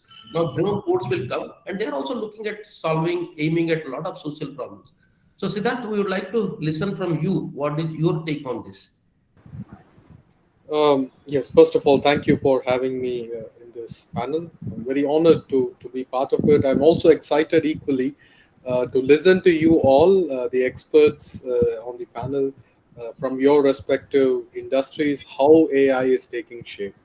But from my perspective and the industry that I represent, which is drones, I would like to say AI has not yet advanced or penetrated in the industry as much as it is seen in the other industry. So one of the reasons that I think that the penetration is not so far is because the drone industry itself is a very new industry.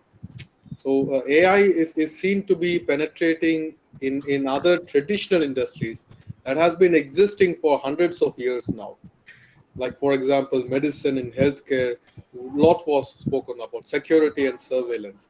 These have been industries that are collecting data for providing better healthcare or providing actionable intelligence for surveillance purposes. So there, the amount of data collected is has been they have been doing it for quite some time, and they've been getting good at it. And now they have reached a stage where you need something more than humans to give you faster and higher quality inputs or outputs rather. But in the field of drone industry, we are at a stage where the drone industry's adoption itself is not yet saturated. We are in the process of improving and increasing the use each and every day. States like Uttar Pradesh, Maharashtra, Madhya Pradesh, and Rajasthan, essentially the 4 largest states in the country, are being mapped by drones right now. And this is 2021. Now, we are also looking at the possibilities of huge aircrafts carrying high levels LiDAR sensors, talking about mapping the whole country, thereby giving you centimeter level accuracy. Now, at that point of time, I believe AI is going to start providing some useful benefits. But from the industry perspective, I think there are 2 points where AI is not yet seen to be fully adopted. The first reason I believe is the cost. The drone itself is a costly equipment requiring capital intensive investments. Followed by that, if we are to integrate an AI solution, that is going to increase the cost, and we'll have to justify it to our customers. Now, if we are able to scale up and bring down the cost, and then we'll be having room for AI-based technologies to be integrated, and that is going to take a few months, if not years. Secondly, it is also from a regulatory perspective.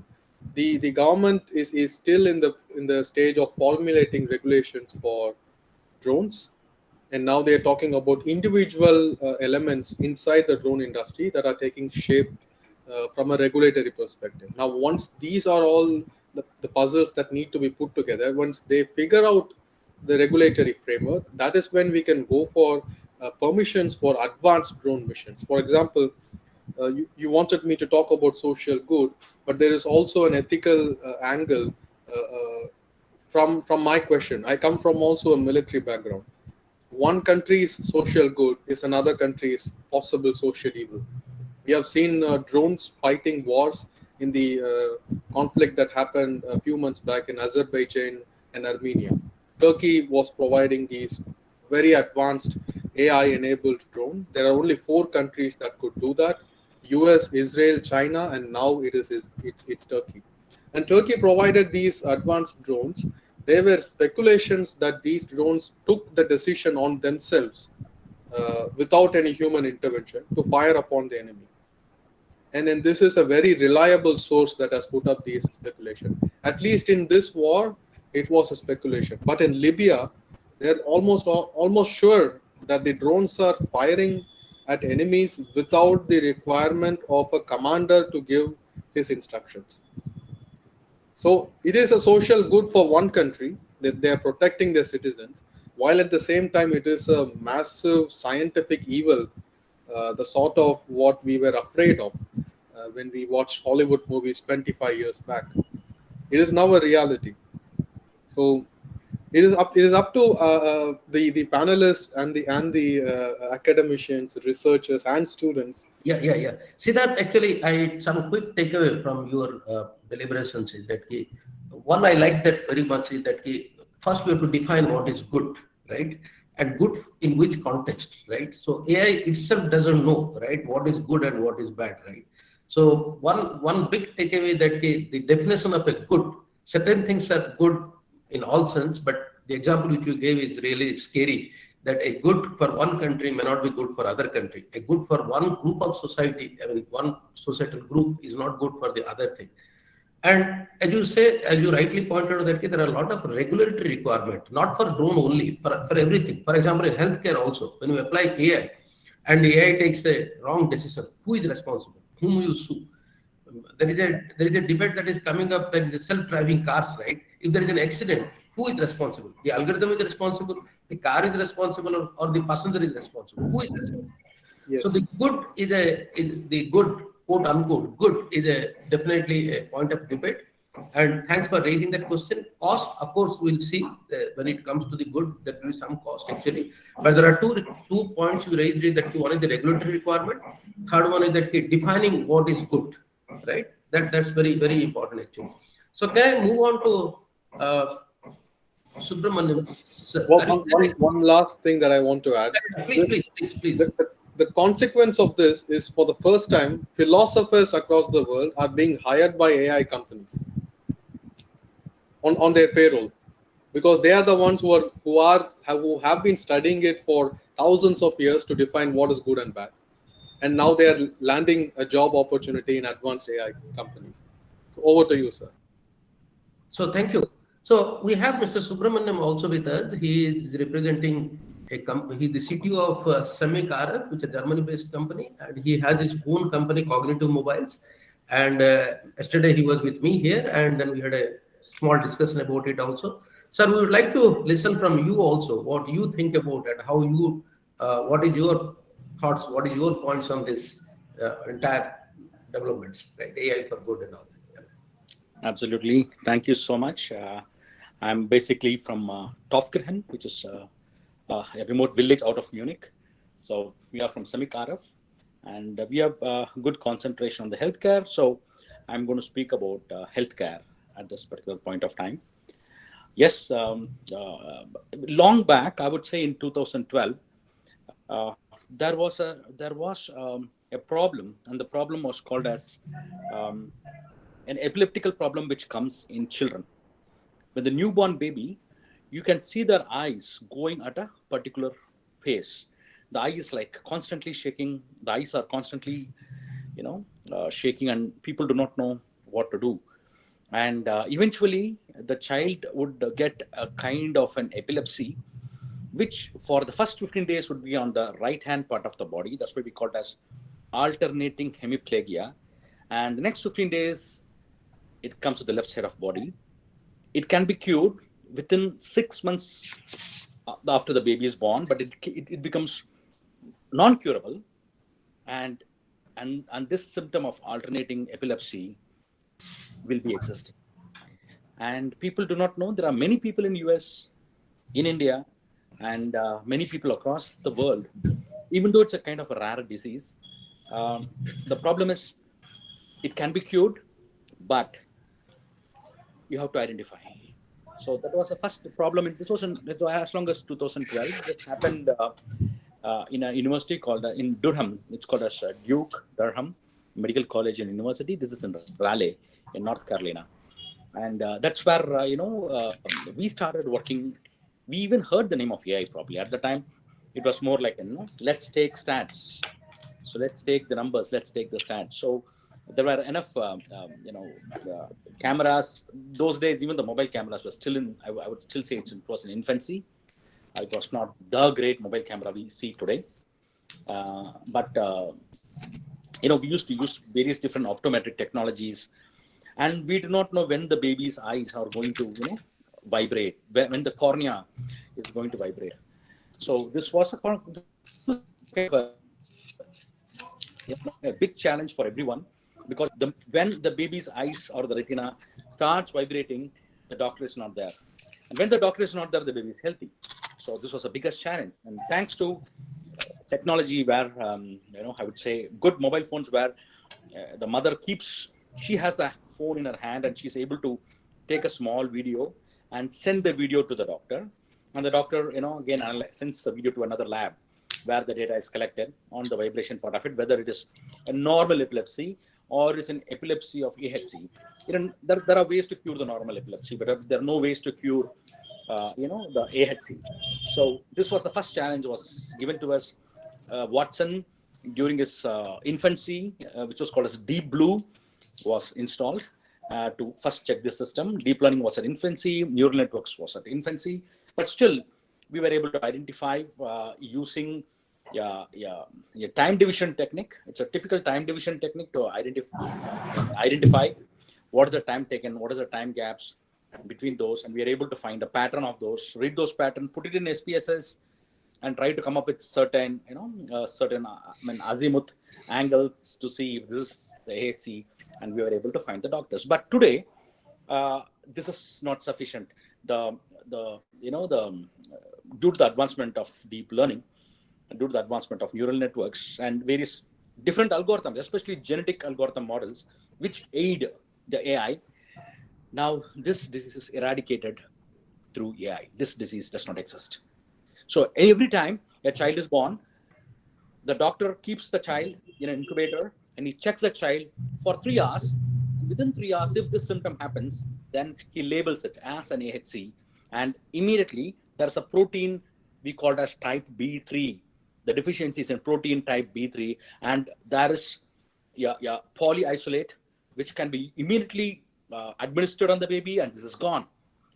It's like eradication of a disease. So I would say that it was a big effort by 3 very good universities, in the sense like 3 universities and 3 professors who took interest, even though it was not well funded, but it was the students, it was the professors who took interest on this, even though there was no much demand and they didn't get much funding, which we know that. Yet it was, the energy of those professors. They thought a social evil has to be eradicated. So it was Julius Maximilian University in Würzburg. There was one university, and another one is in Durham University. Another one was Presbyterian, which is a part of Columbia University. So these 3 university doctors came together and they searched for software engineers and statistical engineers who can work on the statistics. And finally, with the help of deep learning, it went long and long. It was not a small project. It was like 7-8 years. Partly funded by some community. It was funded by the parents of the children who had this, who already got the AHC, and they know that their child cannot be cured anymore. At least they want to fund this project so that the child, so that the future generation can be cured. And now we always say a vaccine can cure and eradicate a disease. Now, thank God, we have this AI, we have this deep learning, we have these genetic algorithms, we have various operation research and statistical models, which all join together to create various different forest algorithms, such as isolation, such as random Petri net, and etc. and etc. These came and a disease is eradicated, which is a very, very good news. So healthcare was something, AI, the problem is when we see AI, see, the moment you have to read a data science, the first thing you learn is a linear algebra. So AI becomes a byproduct of linear algebra, but the problem is the human body is non-linear. The molecular behavior is non-linear. The cell wall is non-linear. How the calcium receptor in a cell is absolutely non-linear. You have to break down into thousands and thousands and thousands of intricate levels in order to see it bit linear. Still, if you take a cell and the number of molecules and the molecules vibrate, I do not know, even today the technology is not there, but I'm sure the technology is going to come tomorrow. And this can really eradicate many, many, many human problems we face. It can even eradicate, it can even, modify the cell structures. It has the ability to increase the mitochondria levels, to make sure that the cell walls can absorb more water inside it. And these technologies can be, and AI is a vaccine. It can be used as a vaccine. As I said, a disease called as AHC, which people suffered for 40, 50 years, and before that it was unknown, is not there in this world. It is there, but it is there some part of Africa where still these structures are not there. Now it has been brought into many government hospitals as well as private hospitals, where they put into the incubator when the baby is born, and they check the baby's eyes only. Either using an optometry, now you can do it with a simple smartphone, which is more beautiful. They give the baby to you, they put the software, you just scan the eyes, and if it is AHC, run to the doctor. It's a small one injection, that's it. The polyisolate, which will just eradicate it. So the next part, which we are also working, again with the help of you professors, students from various different universities, and some universities from Tamil Nadu, from Bihar, and they are also participating from Gujarat. They are all participating in this exercise, which is the growth of a liver. Now there's a new concept as actionable intelligence, as Dr. Udgata talked about actionable intelligence. So there is a lot more actionable intelligence which is required here. And this is nothing but how the liver grows. So we came up with a new concept, or the community, the scientific community came up with a new concept, which is called as machine intuition. Okay, in linear methods, it's very simple. You can derive, you can rotate the matrix how much ever possible. You can invert it. You can do so many things. Finally, you get a pattern. You can classify it because it can be made simple, or it is possible because it is linear. The moment we are talking about non-linear systems or asystolic systems, where the system is asystolic. Now we are using the pattern called as machine intuition. How do we connect point X to point Y, like the way we do it in the school, draw a parabola? Draw a curve, draw a connecting curve, which is an approximate curve, and this solves. This converts. It's like an FFT for the medical field, which converts something in time to space. Time is linear and space is non-linear. So that's how we talk about it, because when these two join together, we need to connect a lot of dots in order to understand the overall paradigm itself. So here they are saying that, okay, today we see a liver like this. Tomorrow we see a liver in a different way. We see the vena cava in a different way, the blood growth model in a different way, the cell connectivity in a different way, cell connectivity with the tissue, and with the paracell layers, para-above layers, how they communicate. Now we are trying to intuit, how did this happen? See, we call it as an AI intuition. Intuition is not right always. We always boast about our intuition, only we become successful. So is AI. Now, in this concept of AI estimation, which is more strong, AI estimation has imminence from statistical models to AI models. Estimation has become a very strong theory from those days, from Dijkstra. Starting from those transportation models to salesman models, we know this. But from estimation, which is more scientific, to intuition, which is non-scientific, like we have those intuitions. How a liver can grow from model A to model B. How does a vena cava behave? How does a sclerosis form?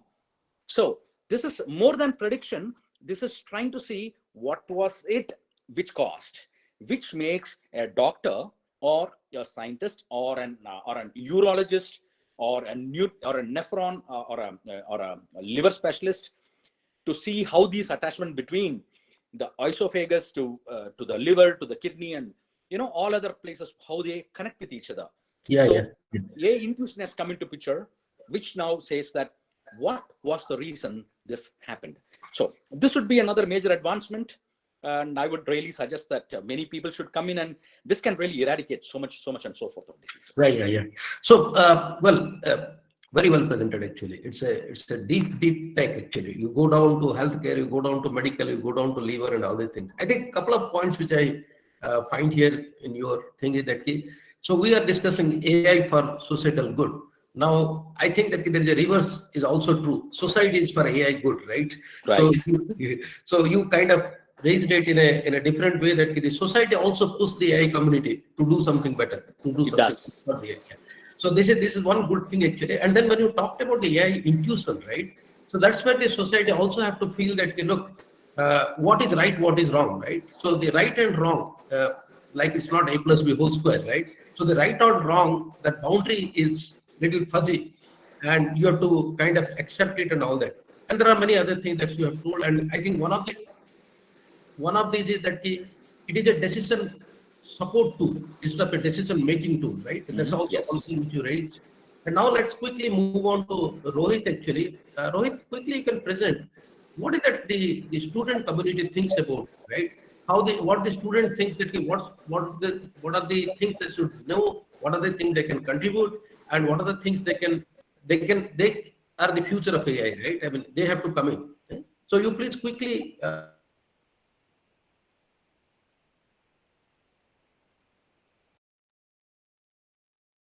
Firstly, thank you for having me here, sir. It's my pleasure to be here. I would like to say from the perspective of students and the researchers, how the collaboration have to be. Mostly when we say, we already heard several problems from healthcare to satellite data and agri-tech and several other defense problems. But coming to how we converge and get the work done through the industry experts is actually academia plays an important role here.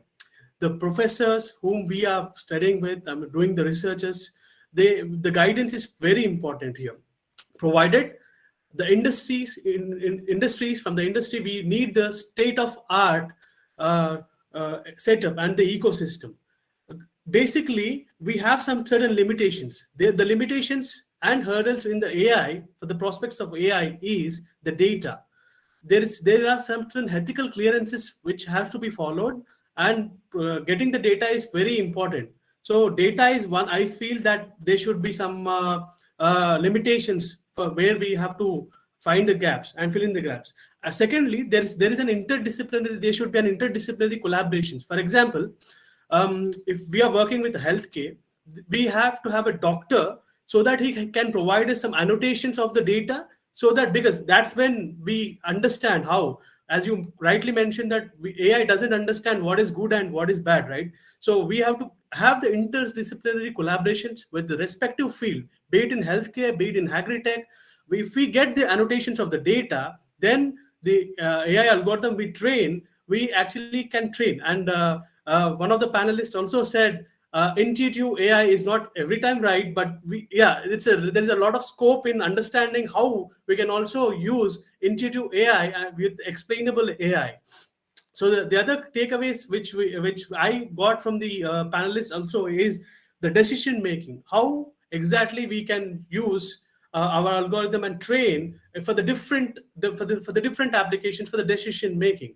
So to sum up, there should be a collaboration from the industry perspective to provide the state-of-art infrastructure for the research to go on under the guidance of experienced professors to carry on a research in a very smooth way. There is actually 3 days ago, there were some experts who approached us. They came up with a problem.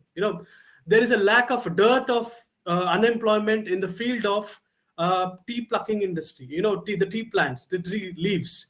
The average age which they do, they work on between 50 to 55.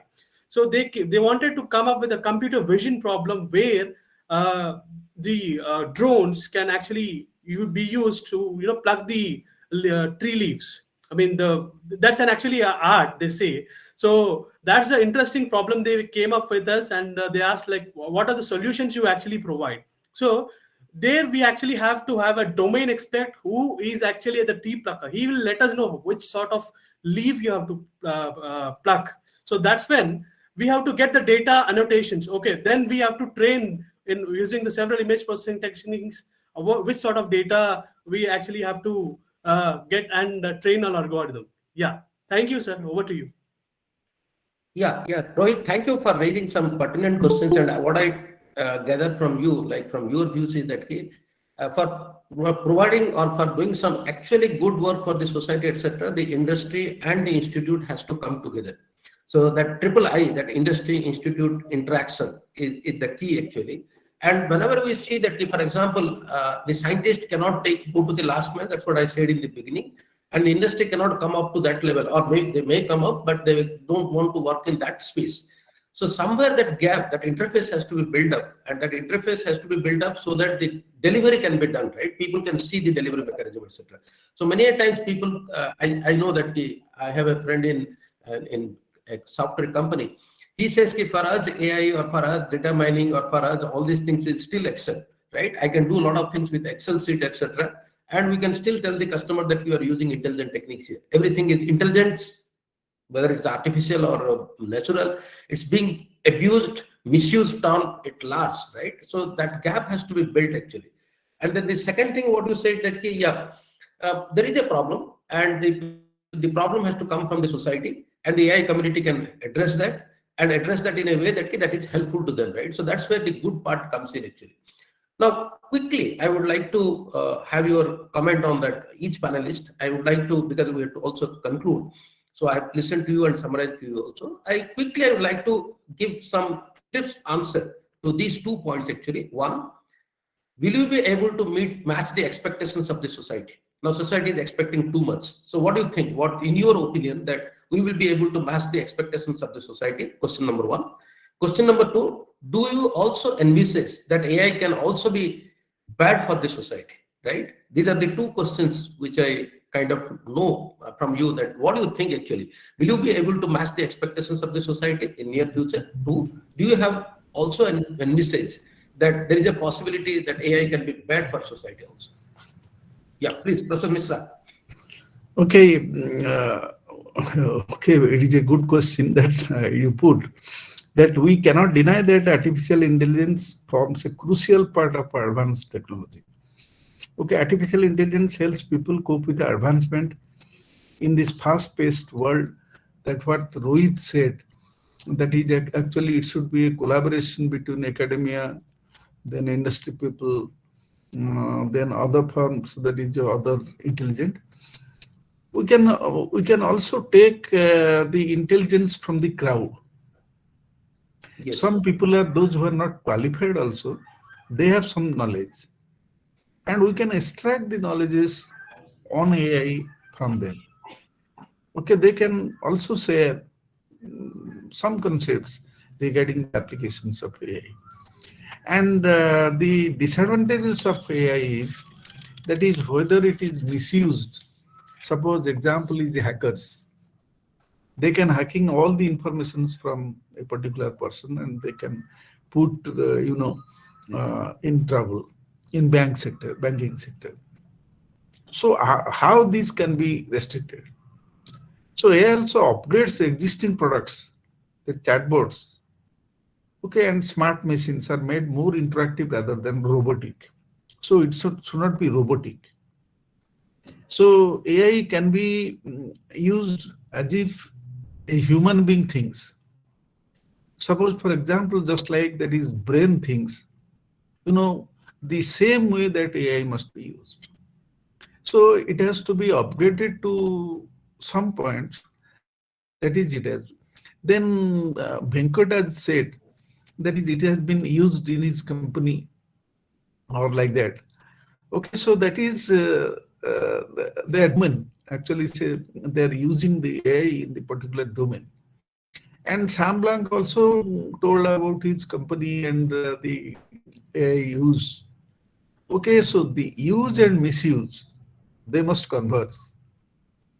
Okay, and we have to eradicate the misuse part of the AI. And how to upgrade that AI to the betterment of society, that we must all think about this. Thank you, Professor. Progressive, another is progressive learning. Yes, that's very important. Just progressive learning algorithms, that there are so many algorithms I've seen in literature, that will definitely help us. Yes. Okay, and research must be going on. We must not stop in a particular place. So we must think about it and how well we can analyze the data, and any information that may be generated from the data we know. Through AI, algorithms acquire actually new skills. Okay, so that we must consider. Thank you. Over to. Yeah, thank you. So Dr. Subramaniam, your take on it. Yeah, I'm going to answer this more in a philosophical note, even though I'm very far from the philosophy. So there are two problems to solve always. There is always an urgent problem to solve, and there is always a nice problem to solve. If society has an urgent expectation, I think that has to be solved and should go towards it. For me, urgency is like what Dr. told about the traffic conditions, the people who are not wearing helmets, and various other things. And also coming to the healthcare, there are so many urgent issues to be solved. That's one.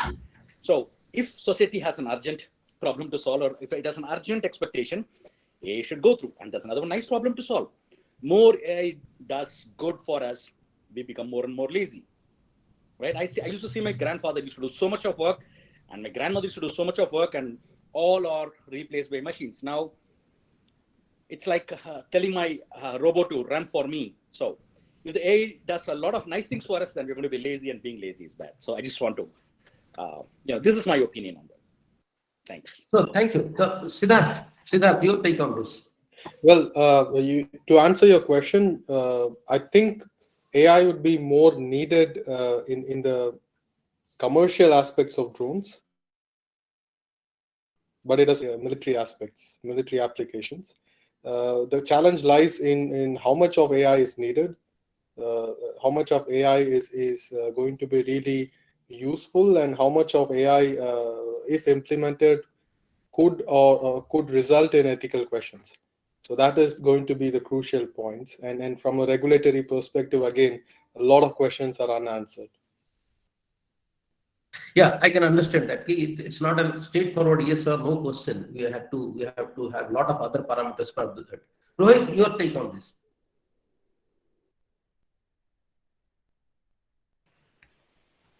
Yeah, definitely, sir. I mean, the society has a lot of thoughts on how AI can go, because we have seen in the Hollywood movies a decade or 2 decades ago, which actually coming to reality now. Actually, metaverse was completely it's a groundbreaking research what metaverse has done. It's augmented reality and many things. But we also have, like rightly said by Subramaniam sir, that intuition, human AI cannot match to the human intelligence. So society also should also thinks that whatever AI advancements is taking on, but it doesn't match the human intelligence. That's what I feel. Yes, human intelligence cannot be matched by AI. Yeah. So yeah, so I think the answer is no straightforward yes or no, but it's a fuzzy answer, etc. Now I invite any of the audience, actually, if they want to ask one thing or maybe want to add something, please come in. Yeah, can I add, my views? Please. Yeah, thank you. Thanks for giving the opportunity. What I feel like the AI applications having two sides. One is like you are trying to make some device intelligent, and the other side you are trying to mimic or try to understand the natural systems. So when it comes to the making the system intelligent, it's fine. It's going fine. Though we know very well, AI still it's in infancy. It's doing some specific task. It's not doing something very generic task till now. So we have to go miles to go. Now, when it comes to making something, some device intelligent, it's fine. But when we go for understanding some of the natural facts or some natural systems, I feel these kind of algorithms are still more miles to go, because it's very difficult to understand the natural system, especially if I talk about the biological system. I feel the whatever mathematical knowledge that we have, whatever mathematical systems right now it's available in our hand, possibly it's not sufficient to understand or to model those natural systems in the form of with the help of those limited knowledge right now that we have. So we have to dig more on that. I think we have to go more miles to go. Yeah, But Dr. Swarup, whenever, Dr. Swarup, yeah. thanks for Thank raising you. this question. Yeah. In fact, what we do is that our understanding of the brain model, our understanding of the liver, and I think Dr. Subramaniam also raised that point. We try to linearize the naturally nonlinear system, right? Heavily, extensively nonlinear system, and you try to abstract it out and try to make it linear as far as possible, and then try to divide the problem to sub problems which can be solvable, which becomes a satisfiable problem in AI, etc. Then we try to address that actually. So there exists a gap. There exists a gap because we try to abstract the problem actually. We try to extract the abstract of the problem and try to address it, which is little far from the actual problem. And what you said also right point, that the device intelligence is okay. Natural intelligence is anyway far way to go. But I think with this, I think I really enjoyed this discussions actually. So with this, actually, I think I should close it. We are okay, Professor Udgata. Please. That is the disadvantage of AI. Yeah. That is with AI rapid development being made in the field of AI. The question that plagues our intuitive brain is that will AI replace humans? That's a good question. Honestly, I am not sure whether AI is led to higher unemployment or not, but AIs are likely to take over the majority of the repetitive tasks. So to address that question, whether AI will replace employment or unemployment, what I'm trying to say that it will replace one type of employment with another type of employment, right? It may not replace or eradicate. It is always there. People started talking whether computer will replace employment. Now computers, IT is creating employment actually, right? So one sort of employment will be replaced by another sort of employment, probably a better employment opportunity also sometimes. Okay. It is binary actually. Binary. Whether binary. Yeah, it's binary. It is binary. Okay. Yeah. Thank you. Thank you. So thank you all. Thank you all for your patience, and thanks for attending this. I really enjoyed the discussions, and I hope others have also really enjoyed the thing. Over to you, Professor Sethi. Sir, may I request to all the delegates to on their video so that we will take this snapshot, sir. Okay. I'm already on. Sir, Professor Saurabh, Professor Bhuya. Okay. whatever. Please. Professor Sarup, please another video. I'm at home only. Anyway, thank you so much. Thanks for that. Uh, You can take it. Ramesh, So, just a minute, sir. yeah. Done, sir. Thank you. Thank you very much. Okay. So we Thank are you, sir. ending this session. Thank you very much. Thank you, everybody. Thanks the panelists, my co-panelists. Thanks the audience. Thanks everybody. Thanks, Professor Patnaik also. Okay, thank Have a you. nice day. Thank you. Thank you. So next session will be start from the 2:15. So Okay. all are requested to join in the sessions. That's a paper presentation session, right? Oh, No, sir. No, sir. No, sir. Keynote speaker, Professor Mukti, gave a talk. Yeah. deliver the talk, sir. Yes, yes, yes. Okay, After so that, after okay, so should I 1 should I hour, leave? Should I Yes, leave sir. now? You can leave now. We'll join again after lunch. Okay. Okay. Thank you all.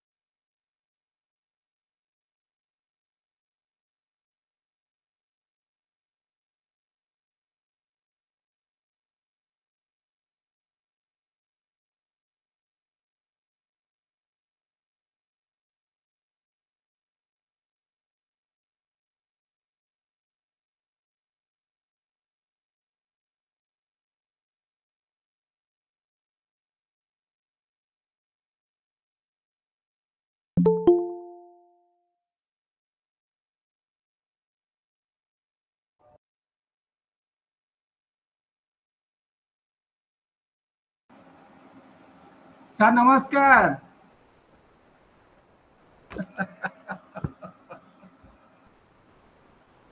କେମିତି ଅଛନ୍ତି ଆଉ?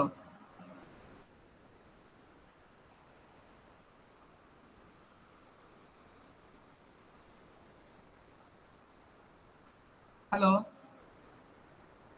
Sir, ଆପଣ mute ଅଛନ୍ତି?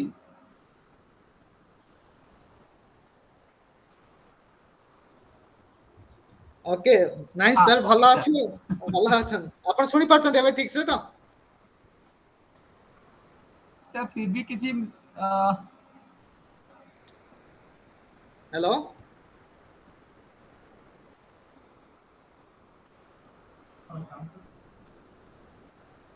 sorry, that is my mistake.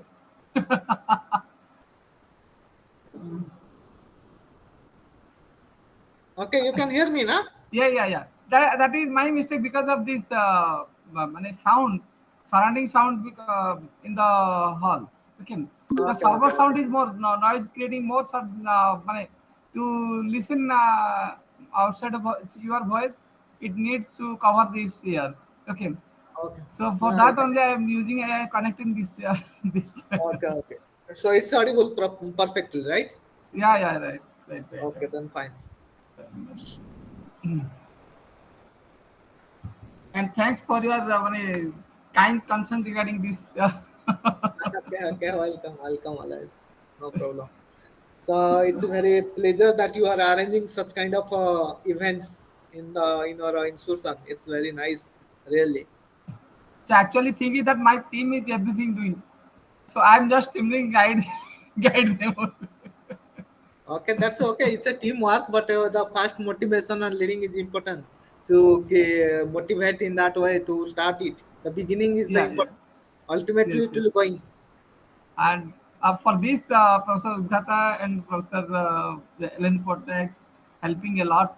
Means actually in the last year, Professor Udhata initiated concept. Okay, and whenever I propose the concept, and he encouraged me to doing in a well manners, and he suggested give me a lot of time to means to prepare this conducting the different event and how the paper will be collected, all the things guided, and particularly for this conference entities and all activities on the strategy levels activity can be advised by this. I got advice from this Professor Ellen Furniture, and some many others also helping me to conduct this kind of the event in the year 2020. In the during the month of March, I was harassed because when this Corona is coming, I was harassed that either the event will be conducted or not. But however, it was conducted using this online, and this year also same things. And Okay, hope ki by next year's the event will be the thing will be different, and we plan for this face to uh, face. face to face. That is a That's more gathering, and it is also that this pandemic also learn us one more thing yeah, that even also you have the face to face. You can yeah, also many talks. It is like a hybrid type, so you can keep yeah, also virtual talks as well as yeah. also Physical face to time. face. Because in Yeah. the virtual as well as they see face to face, then you can Yeah. economically manage also. This is also good management of economy as well. Nice. Thing is that whenever you are planning to doing that, then policy also you accept your plan, okay, Yeah. and support you. That health is nowadays health is prime things, so we Okay. should think about that also. Hmm. So some of these speaker are ready to come here during this month, but due to this again another wave, just we are hoping that another wave will be coming. Due to that reason, many speaker are not disagree at the end moment. Okay. Okay, Okay. otherwise it might be better to Okay. I think the time is ready now. time is ready. I just contact to the Professor Mufid to join this event just now.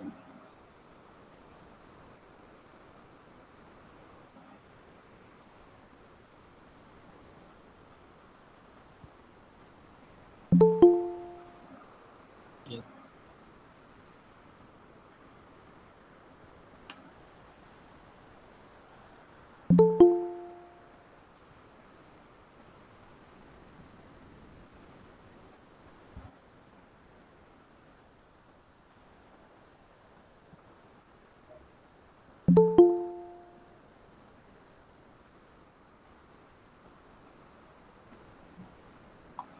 Hello. Hello. Sir, this is Professor Sethi from India. Can you join, sir, just now?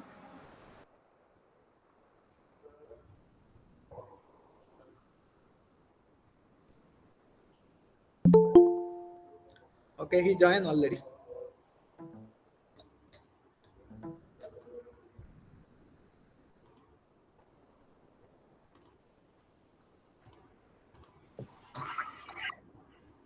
Hello.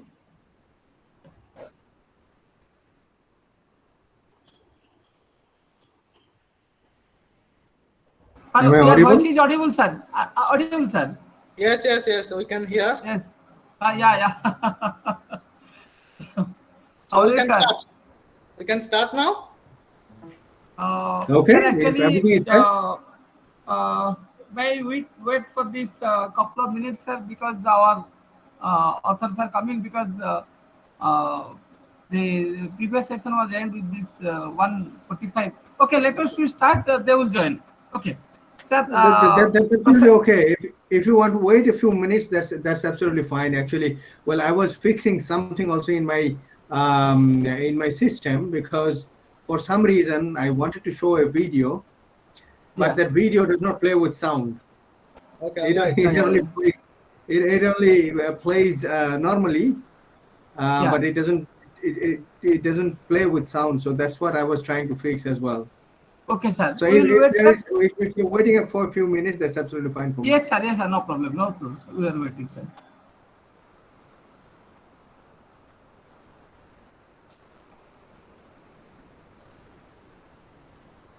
We are, sir. We just waiting for a couple of minutes, and Okay, we'll no start, sir. problem. No problem. It's fine. All right. This is normal in virtual meeting as well. Yes, sir. That is the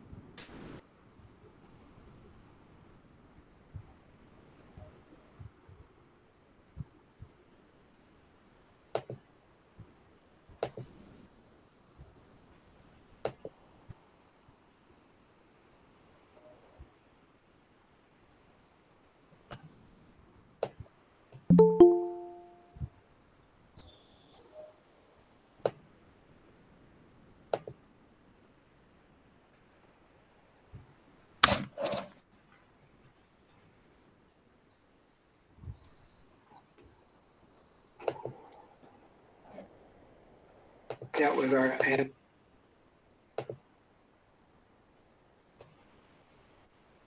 That was our hand.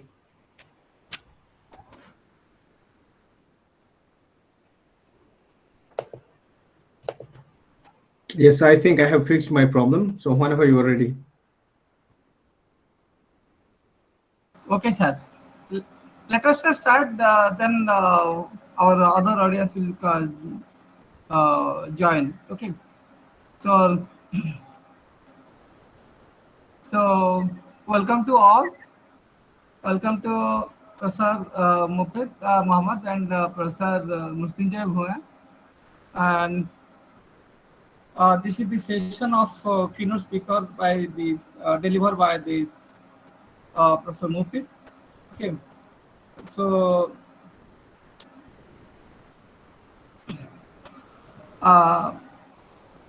I hand over the charge to Professor Mrityunjay Bhuya.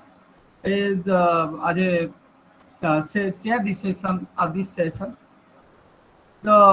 He is doing his PhD in the Institute of Physics, Bhubaneswar, and he has the 6 years of experience in the postdoc from the Institute of Physics and Institute of Theoretical Physics, China, and Institute of Technology, Arena, and Brazil.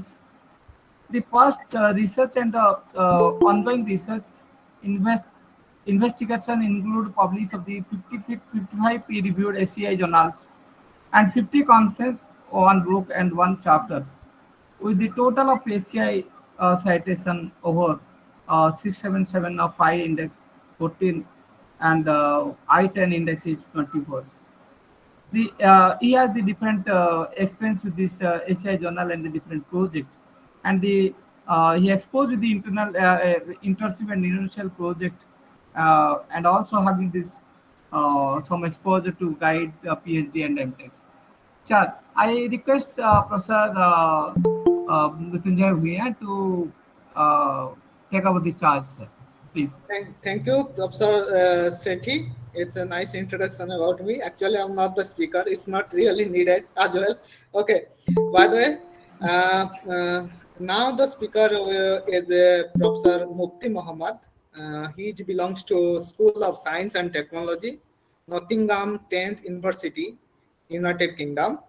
Basically, his research involves like many fields based on the computational science applied to the health and social science like neuroscience, healthcare, applied data science, computational neuroscience, and also big data analysis, cyber security, machine learning, and so many to. And also he has a plan to develop the secure computational tool to advance healthcare in a low cost setting as well. And mostly the research from Dr. Muhammad visions to contribute a secure and smart, healthy, better world to live in. So it is pleasure for us to involve in his research in this contributory talk, keynote speaker for the present session. And it is also one of the important for us to distribute the knowledge, as well as it is open for the open collaboration as well. So hence I welcome Professor Mufti Muhammad to present his talk and sharing the motivation and all the innovation of research at present to us. Thank you. Thank you very much. I hope that I'm still audible. Yes, it's very fun, very nicely audible. Yes, sir, fine. Excellent. Excellent. Thank you very much. Thank you very much for the nice presentation, Professor Mrityunjay Bhuya, and of course for this invitation overall to Professor Sethi and Professor Udgata, who had been a very good friend. So without further ado, let me try to share my screen. Well, as I was mentioning that I was having some issues with the sharing and with some sound. That issue actually was caused by the fact that, well, I use multiple monitors. And this is the first time I realized that when I project or when I run the slideshow from another monitor, for some reason the video does not really play with audio. It's only the video that you can see. So what I'm going to I'm going to share the presentation from my desktop itself. I hope that my desktop is visible now. Yeah, Is it? it's all right. Yes, sir. Nice. Excellent. Fine. Thank you very much for confirming that. So again, well, I would like to thank the organizers for this opportunity to share some of the research that I have been doing over the years here in this very nice, fantastic avenue. Well, I was a part of this conference last year as well. So I chaired a session, and I was really happy to have seen the enthusiasm in this conference and the quality of the papers which were being presented. So on that end, well, I would like to thank Professor Shetty and of course Professor Udgata for their fantastic work that they are doing. And well, it is actually a very important topic to combine a number of different things. For example, machine learning, IoT, and data analytics to advance the current knowledge that we have on how to integrate these data at multiple levels, as well as how can we use these specific technologies for the betterment of the society. Now, whenever we are talking about machine learning and other things, we talk about this term called artificial intelligence. Now, well, artificial intelligence, what is actually artificial intelligence? Well, as we know that artificial is always artificial, okay? So there is a component which is real, which is biological, and that is the intelligence part. So we would like to mimic this intelligent part or intelligence that happens in normal biological creatures, okay? And this is something we want to mimic in an artificial way in let's say in computers, in other machines, and that is why we call it artificial intelligence, and that is why we call it machine learning. We want the machine to learn something. And within that particular context, I would like to just shed some light that how can we use different informatics approaches, because we all are from the computing background here. Okay, the computing or let's say engineering background here. Now, how can we use the skills that we have to understand certain aspect of intelligence, that how actually intelligence work, and how can we let's say combine this with the machines or the systems that we tend to develop. Okay. So allow me to start with the acknowledgement. Well, so the outline. So at the beginning of the outline, well, I'm going to talk about or thank the funders who had funded this work and who had contributed to the work that I'm just about to present. I'm going to introduce why is it important, or what intelligence is and why should we know about it. And then from the biological perspective, how can we, let's say, understand intelligence, and well, from the understanding of the intelligence, apply that in restoring certain brain functions so that certain diseases that we have can actually be cured. And then with this, I'm going to conclude and provide some perspective on certain things, okay, for the future, some challenges I'm going to present. And at the end, I'm also going to publicize a couple of dissemination opportunities in this particular regard. So, well, just to let you know that, well, if you want me to stop somewhere, okay, so if you think that whatever I am talking does not make sense, or it needs further explanation, please feel free to stop me. Okay, so I want rather this session to be interactive.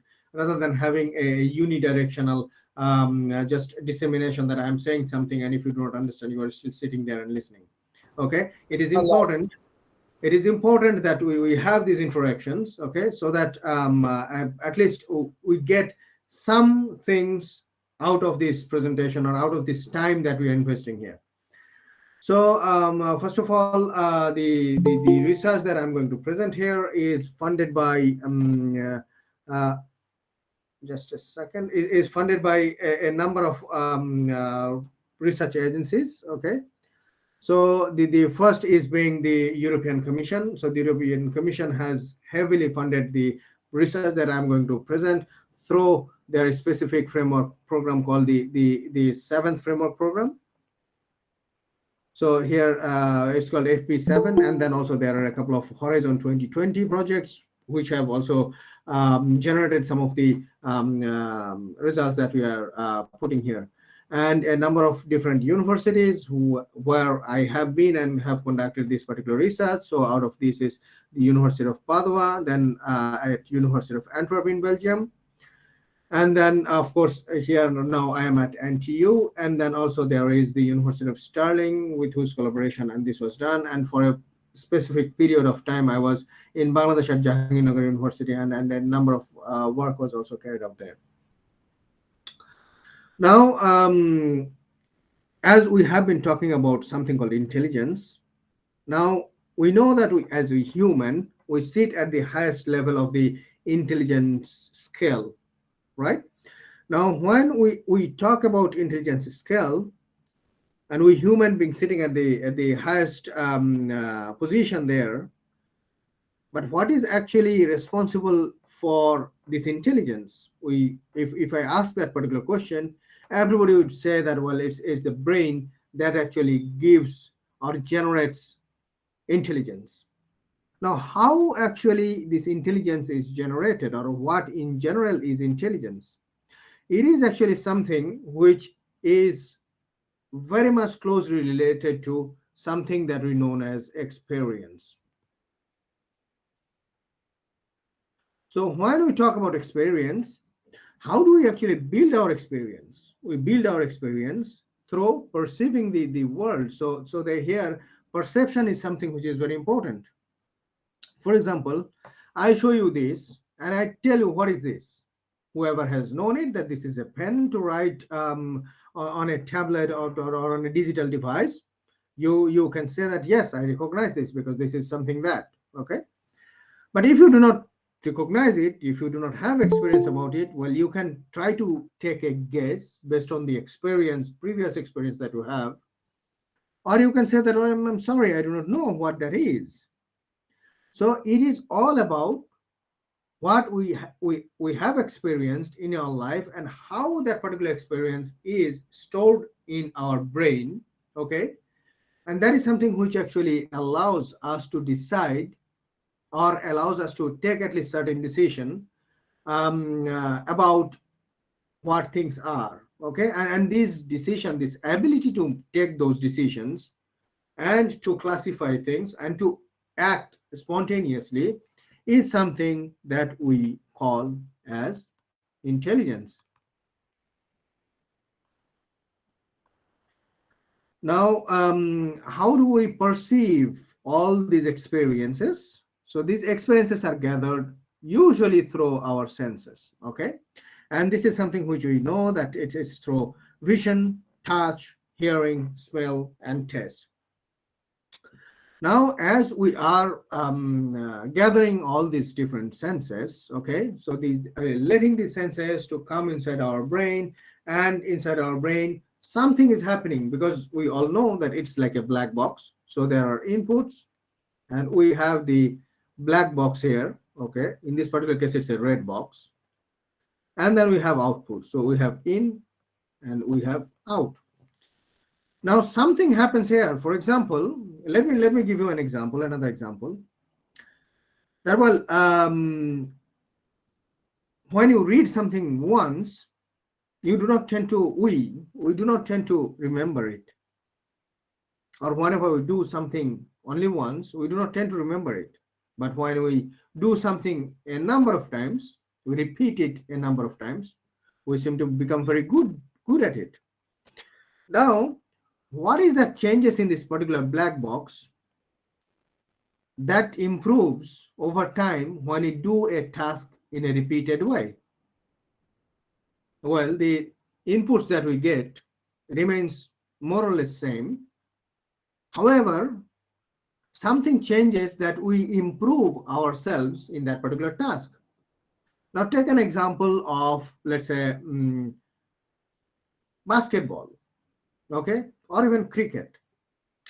So whenever you are fielding, you have got the ball and you want to throw and hit the stumps. I'm pretty sure that the first time that you do it, you wouldn't be as accurate as when you do it many times, and you really know, regardless whether you see those 3 stumps or you see only one stump from the let's say diagonal side, you will be able to hit those stumps. And well, as you practice, this is something which will improve. And of course, there are some people who are better than the other. For example, John T. Rhodes. He used to be a player. I don't know that well. How many of you still remember him? And maybe some of us we still remember John T. Rhodes. He used to be one of those kinds who could hit the stumps from any angle. Now, this is something he did not at once. This is something which came with time, came with practice. Now, the thing that happens in the practice is that we know that brain is something which composed of something called neuron, and we are going to see more about them. Okay, so these neurons are the basic building blocks of our brain. Now, when we know that these neurons are basic building blocks of the brain, there are something which changes among the neurons that actually leads to this stabilization of the experiences that we do. Okay, this is something which is called brain training. Now, give me this. Let me just show you something to you, and give me this opportunity to train your brain up to a certain extent. Well, you may be trained already, but let me try. So, what do we see in this picture?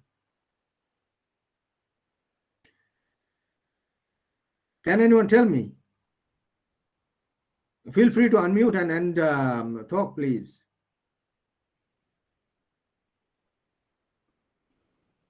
I see 6 people. Someone says this is 6 people. Okay, excellent. Okay. Who sees only trees? Sorry, 7 I see. Okay, someone says 7. Okay.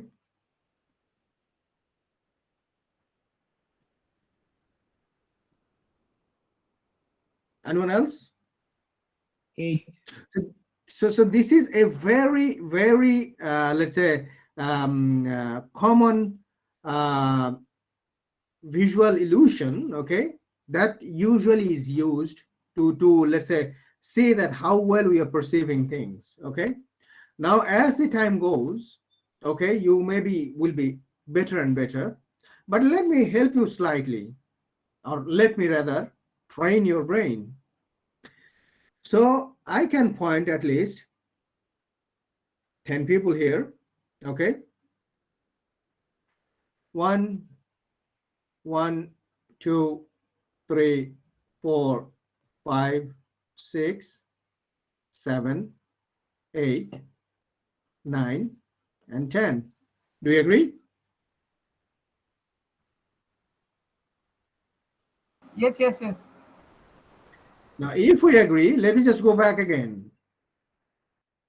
And if I show you the picture again without the numbers, you can now recognize the faces. You do not really see the barren trees, which nowadays in Europe we are seeing because it's winter, and in winter in Europe and in North America, well, all these trees, they just get rid of their leaves. Okay, so we see barren trees like this. Now, what I just did is I trained your brain, and next time you see this, you'd be seeing the faces directly rather than trying to see that barren tree. Now, this is mainly because we actually perceive our world based on what we see. Okay, so vision is one of the main key players in inputting things into our brain. Okay, and these experience that we have, it actually defines how we recognize certain things, how we perceive certain things. Well, we all would agree that our experience on a specific situation would be different for different people. Well, today, actually yesterday, I was debating with some of my friends because you know that in Switzerland, they have invented a suicide machine. Okay, so whoever wants to die will go and lie down in that machine and they will die. And those people, they claim it to be painless. Now, well, pain is a subjective experience. Okay, how can you say that, well, it is painless for everybody? So there are these certain perception which are subjective, which you cannot generalize. Okay, but there are certain situations where we can say that if we go inside, if we have a way to get inside our brain, we might be able to understand that if the brain, the neurons, they are talking to each other, and if there is something that we can let's say decode as a pattern, which we can then relate back to certain capabilities or certain activities of those collective neuronal networks. Okay, now what is important here to remember is that during that particular recognition process or that experience, particular networks of neurons would be active. Okay, so these neurons, they actually connect to each other, which we are going to see very soon. They would be active, and this is something which is going to happen. Okay, now we know that the brain, it consists of many different areas. Okay, roughly human brain has got 50 different parts. Okay, and each of these 50 parts, they have got their different responsibilities. Okay, so for example, there are areas such as frontal lobe, parietal lobe, temporal lobe, occipital lobe, cerebellum. These are the large regions of the brain where you can see that, well, they are color coded, and each of these lobes are internally, let's say, divided into specific areas, and those specific areas have got specific functionalities. For example, if you're talking about the frontal lobe is responsible for smell, speech, concentration, planning, problem solving, and motor movement. So this is particular area which is known as the somatosensory cortex. Okay, I'm writing this because this is something which is going to be relevant within the context or the example that I'm going to show little later. So it is called somatosensory cortex, or the somatosensory area of the brain, which is responsible for sensation and for motor control. Okay, then we have touch and pressure, taste, body awareness. We have certain different region, okay, multiple region come together, which is responsible for language and reading. We have the occipital lobe, and within the occipital lobe, there is something called the visual cortex, which is responsible for vision. Then we have the cerebellum, which is responsible for coordination. Okay, and all these things all together, okay, gives rise to all. You see that I am seeing, I am listening, I am moving my hands, I am talking. So many things are happening at the same time, and all these things are very well coordinated.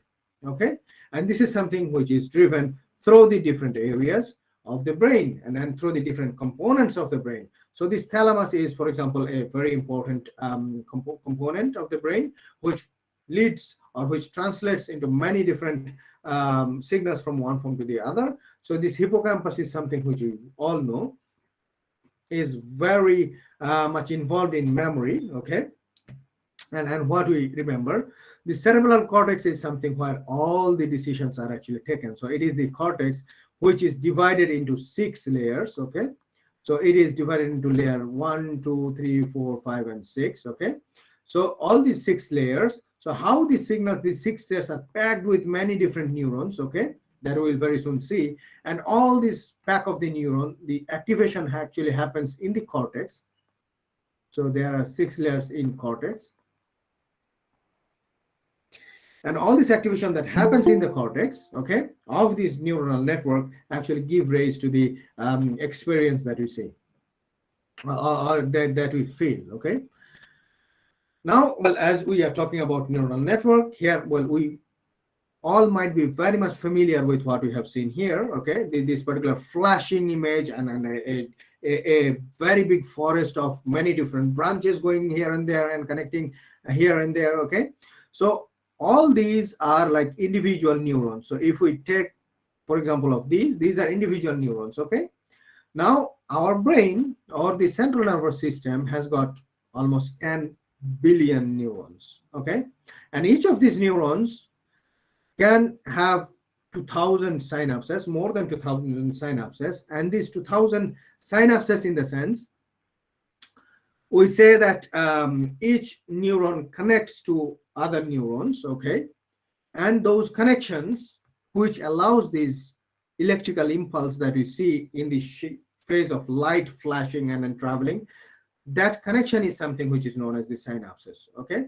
Now there are 2000 synapses. Now just think that how a big network it is. It actually creates networks of 2 times 10 to the power 14 synapses, and it's a very complex network. And well, we have tried to simplify it by a great amount of simplification. We have taken those things and we have translated them into something which we all are familiar, that is the artificial neural network. Now what we have done is, we know that this is there is a biological process which is happening there. Now we have taken that cell there, we have taken the neuron from there, and we have tried to represent the action or the activity done by the biological process through a mathematical function maybe. And that is what we have done, that when we have selected these artificial counterparts, okay, we have tried to generate these artificial neurons and have fit them with some mathematical function which lets us or does some calculation and gives us certain value. And based on the accumulation or certain specific criteria of that value, we can then say that this specific neuron is either active or inactive, okay.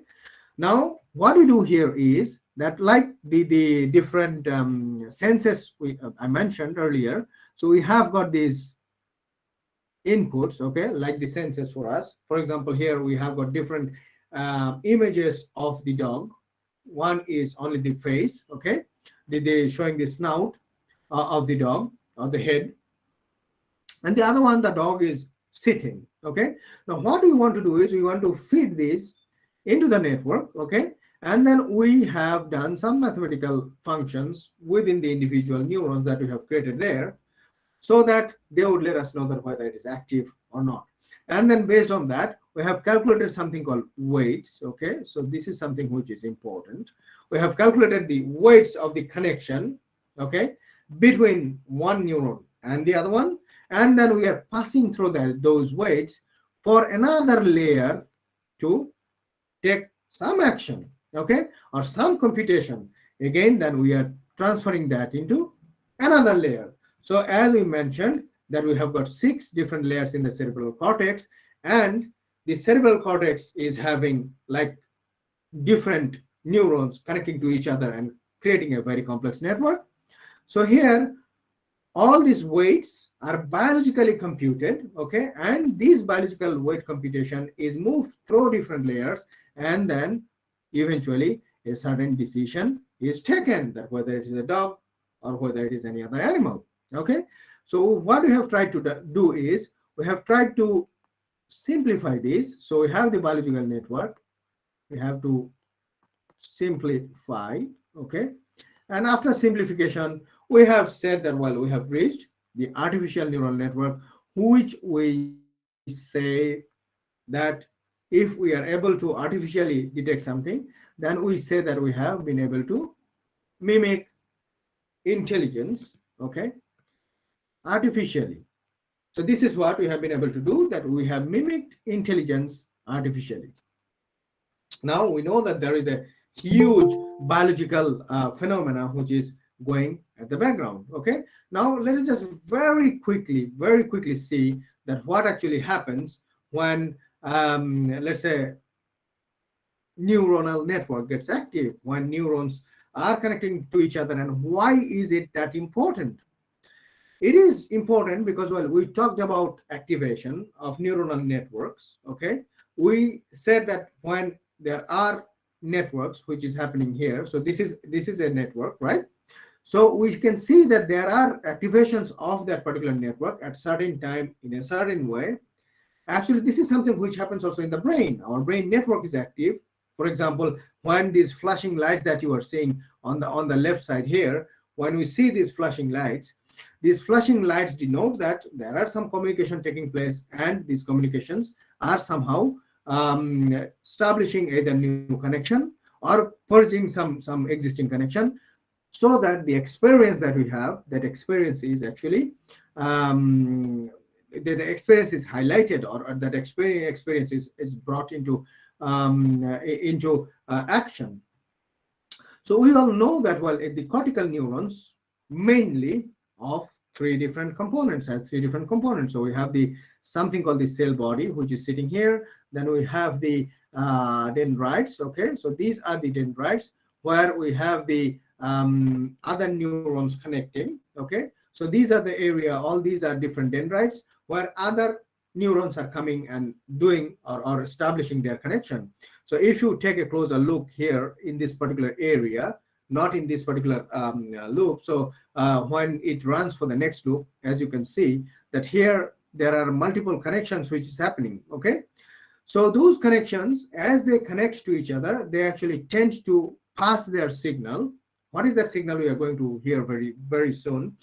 They try to pass their signal from one neuron to another one, and that happens through these something called the dendrites. Okay, now then, when it receives the signal, the cell body tries to sum everything up.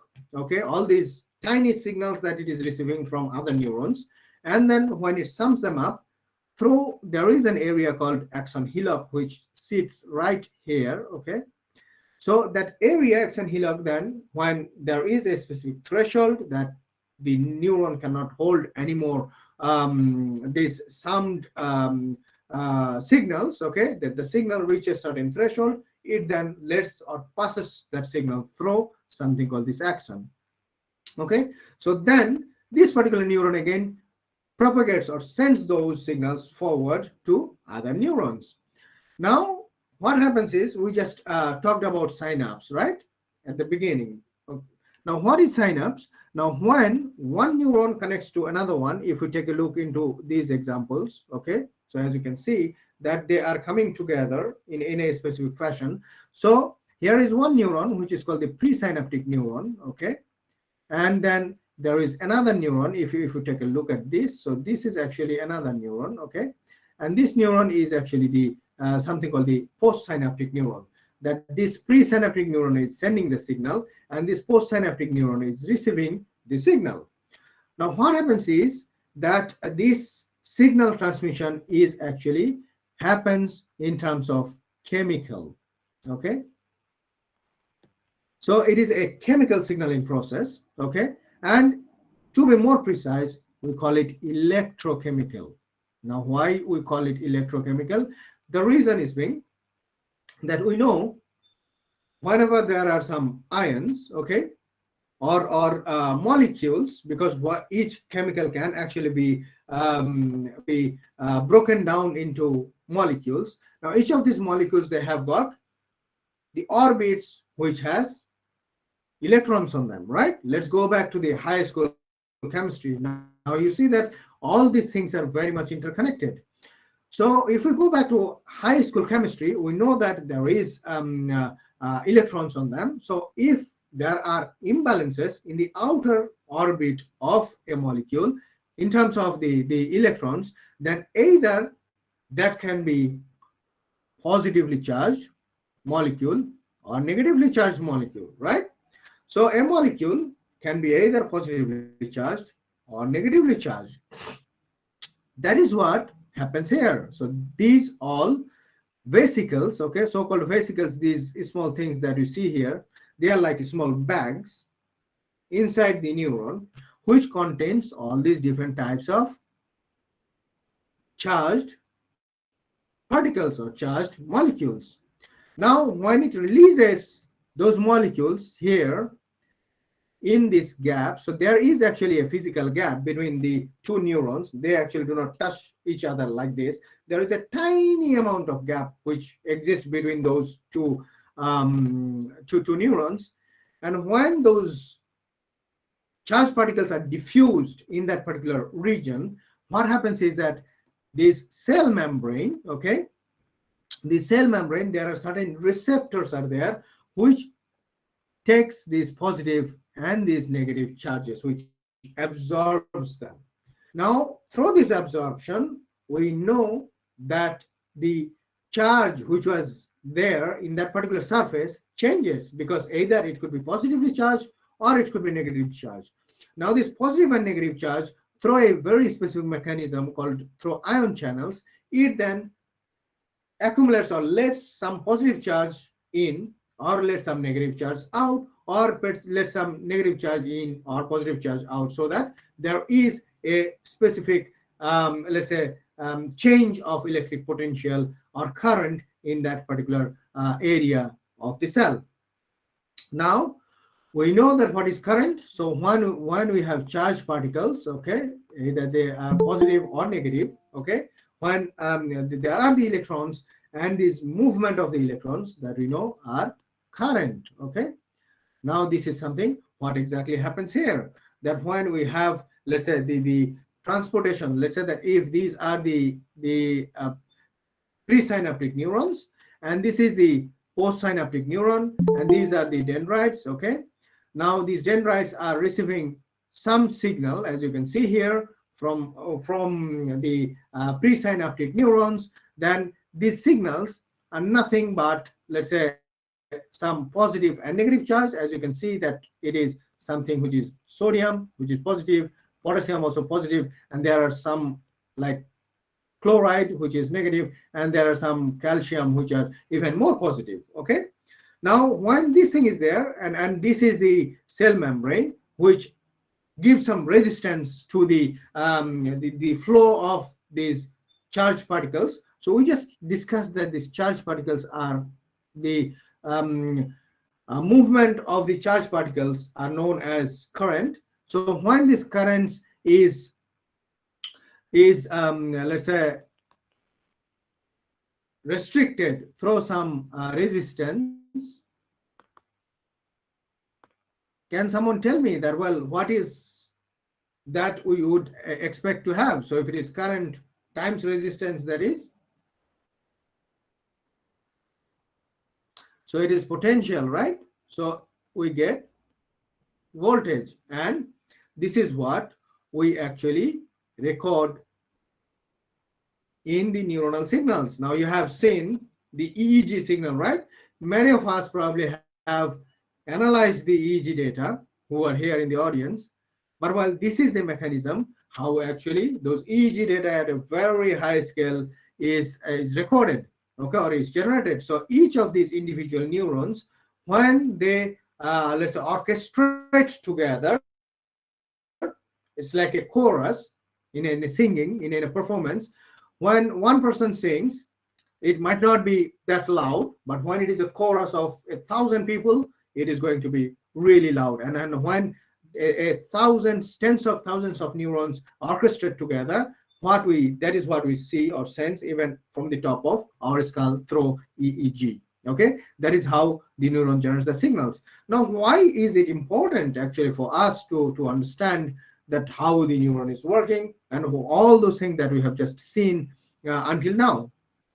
They are important because these are the building blocks of our brain. So if we are saying that, well, we are getting better by repeating something, what happens when you're repeating it? That specific neuronal network that is flashing light like this, that neuronal network stabilizes. Okay, so whenever we just for example, you read one thing once, you probably do not remember it, you read it 100 times, then you can just close your eyes and you can literally see what you have read to just go in front of your eyes, right?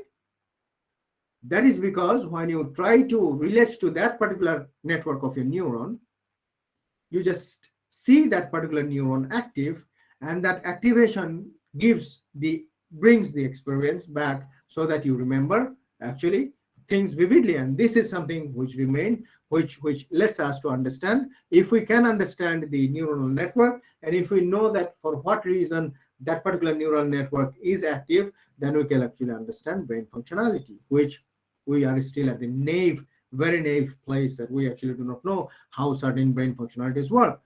And while these high-level cognitive functions are known as intelligence. So if we want to learn intelligence, if we want to understand intelligence, if we want to know intelligence, we'll have to understand how the neural network at the neuron level is working.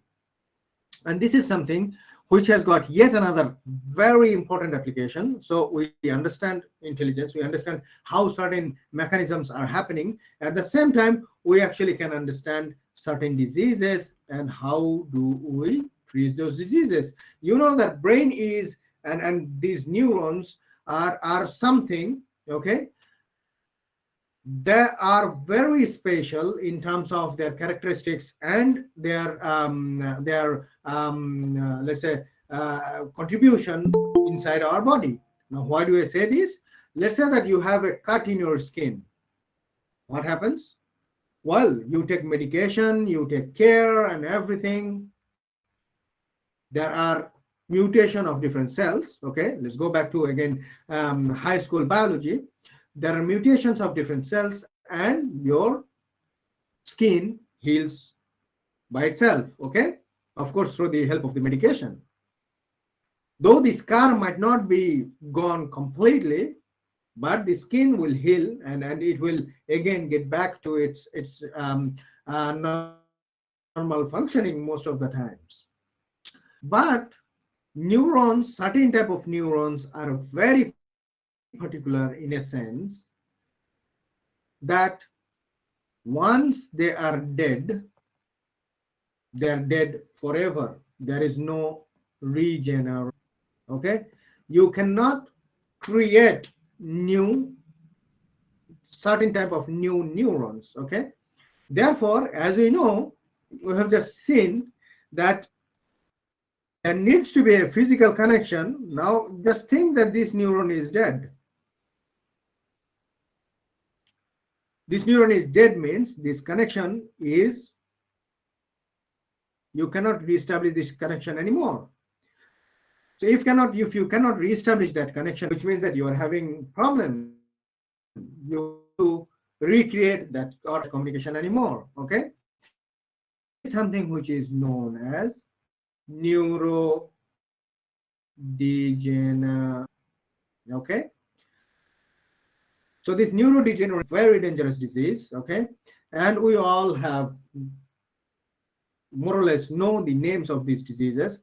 For example, you know Parkinson's. This is a very big example. We know Alzheimer's.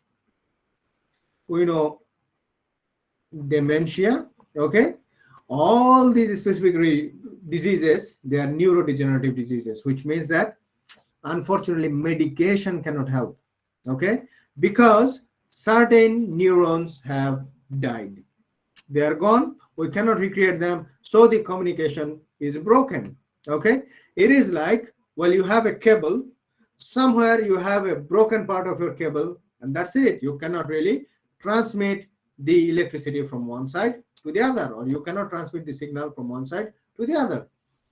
Therefore, what do we need is, we need some technological intervention, which will intervene in the case of these diseases, that would allow us to cure these diseases. Okay, So there are specific ways by which we can actually sense or record these potentials that we have just shown. Okay, so these are through neuronal probes. And how do neuronal probes work is that, well, you place it inside the brain, and then there are they sit in between the neurons, and then they try to sense that what those neurons are transmitting.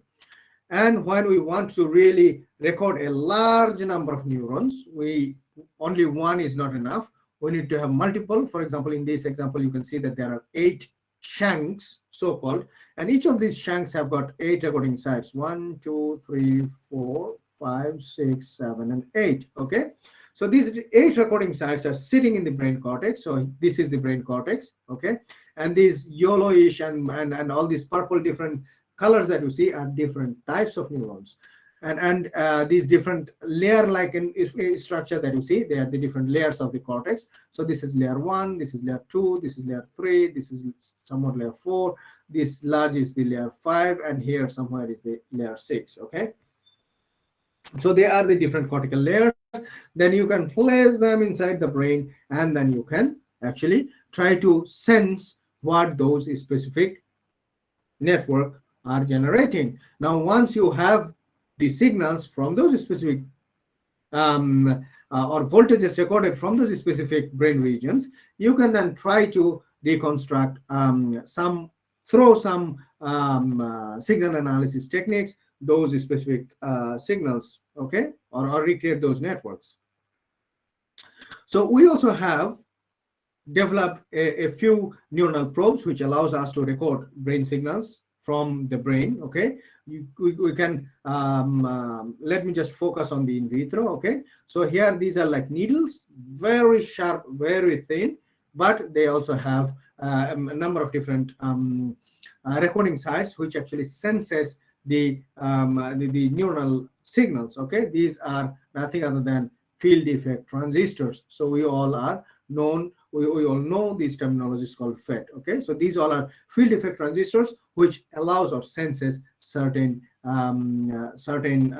signals or change in the let's say ionic concentration in a specific space. Okay, now what we did is, for us to understand or validate that whether we have a method, because we are computer scientists, we are good at building methods, we want to create new methods, and these methods should be able to understand from the signals. Okay, so the signals that we record by means of these devices, that what is the underlying neural network, okay, or what is the communication and how this communication is happening, and what are the different nodes of those communications. Okay, so to do that, what we did was, like, we selected a brain area, okay, which is the somatosensory cortex. You might remember from the very beginning that we had the somatosensory cortex, which is responsible for the sensation, okay, or the motor movements.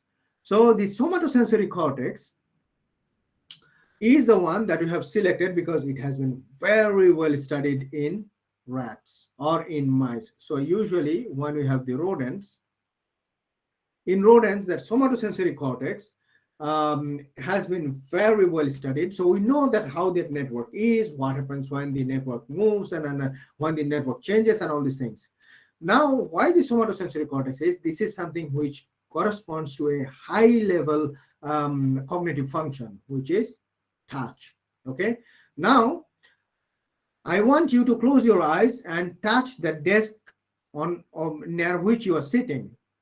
So if you close your eyes, touch the desk, by touching itself, through the haptic feedback, through the neurons which are having openings at the tip of your fingers. Okay, even with your closed eyes, you can tell which material it is.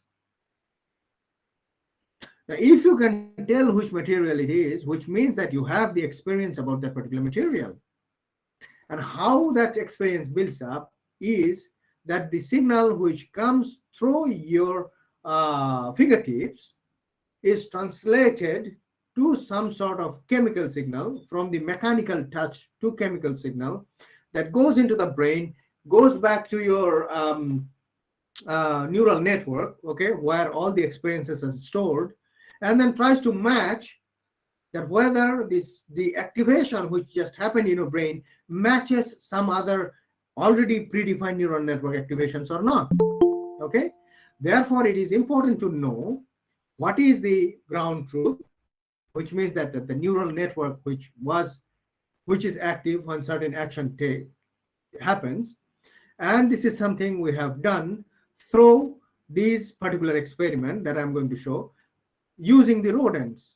Now, while you might say that, well, rodents are low level in cognition, in intelligence, I agree, okay, but there are certain things for which, because brain being very complex, we need to simplify the system if we really want to understand the system better. So the rodents, they have got their whiskers. Okay, now they use these whiskers to replace the haptic sensation that we have. They can very well, you have seen that they whenever they go somewhere, they sniff, and through the sniffing, actually they do whisking, so that they can identify certain patterns very well. Okay, so the rodents have this capability, and that is why we in a very controlled way, through some piezoelectric bander, we move these whiskers, and then we recorded the signal through the devices, the high resolution devices that we have just shown. Now, while these type of experiments actually generates a huge amount of data, and we need a lot of good brains, okay, you might be sitting here, to analyze this data at a very fast speed. Now, let me just give an example. So here we have got 256 channels. Now, while getting these 256 channels out of the brain itself is a very big problem, okay?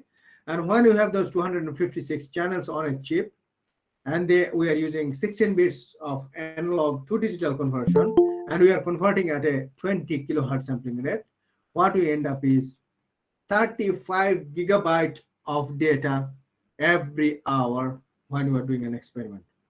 Now just think that 35 gigabyte of all numbers, well, it's a very huge open problem.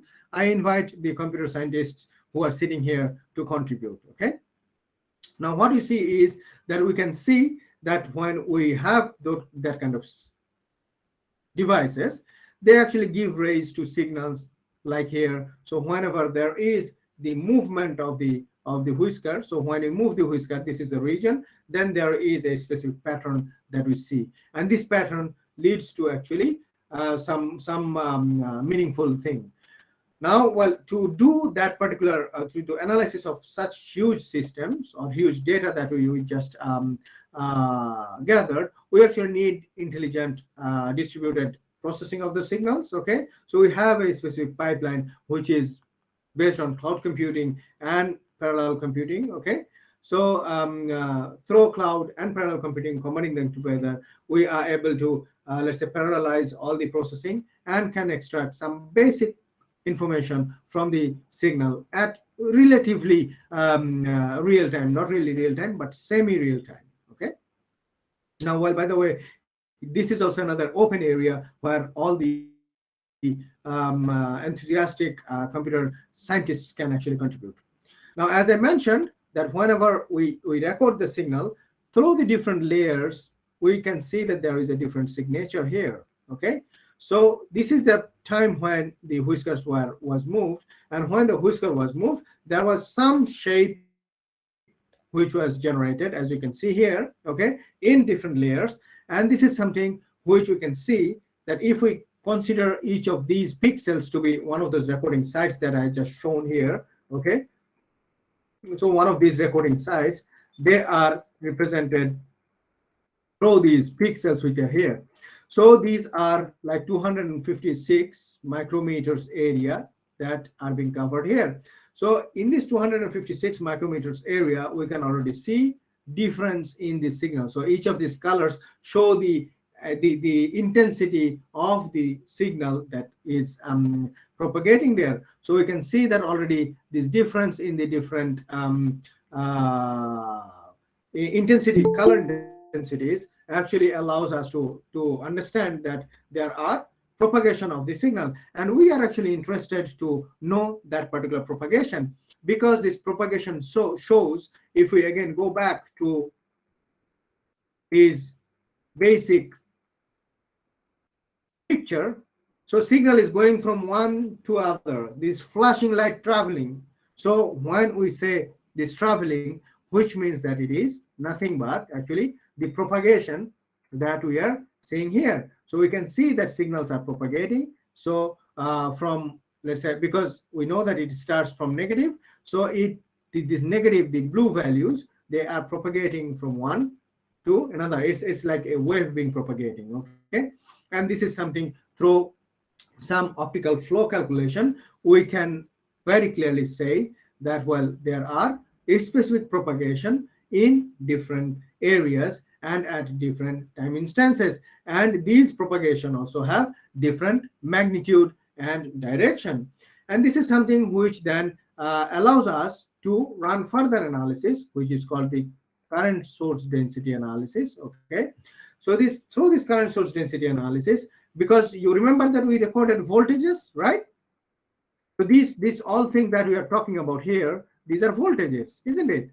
So whenever we are recording, because what is voltage? Voltage is the product of current and the resistance. So we tried to recreate the currents, because when it happens within the neuronal network inside the brain, actually it happens in currents, the communication. Therefore, what we wanted to do is we wanted to go back to the recalculation of those currents, and we recalculated those currents. And as we recalculated those currents across the different cortical layers, okay, from the recorded voltages, we could see that there are two complexes, okay, one starting from this particular area where you can see that this small star denotes the start, and there is another one which starts from here and it goes here.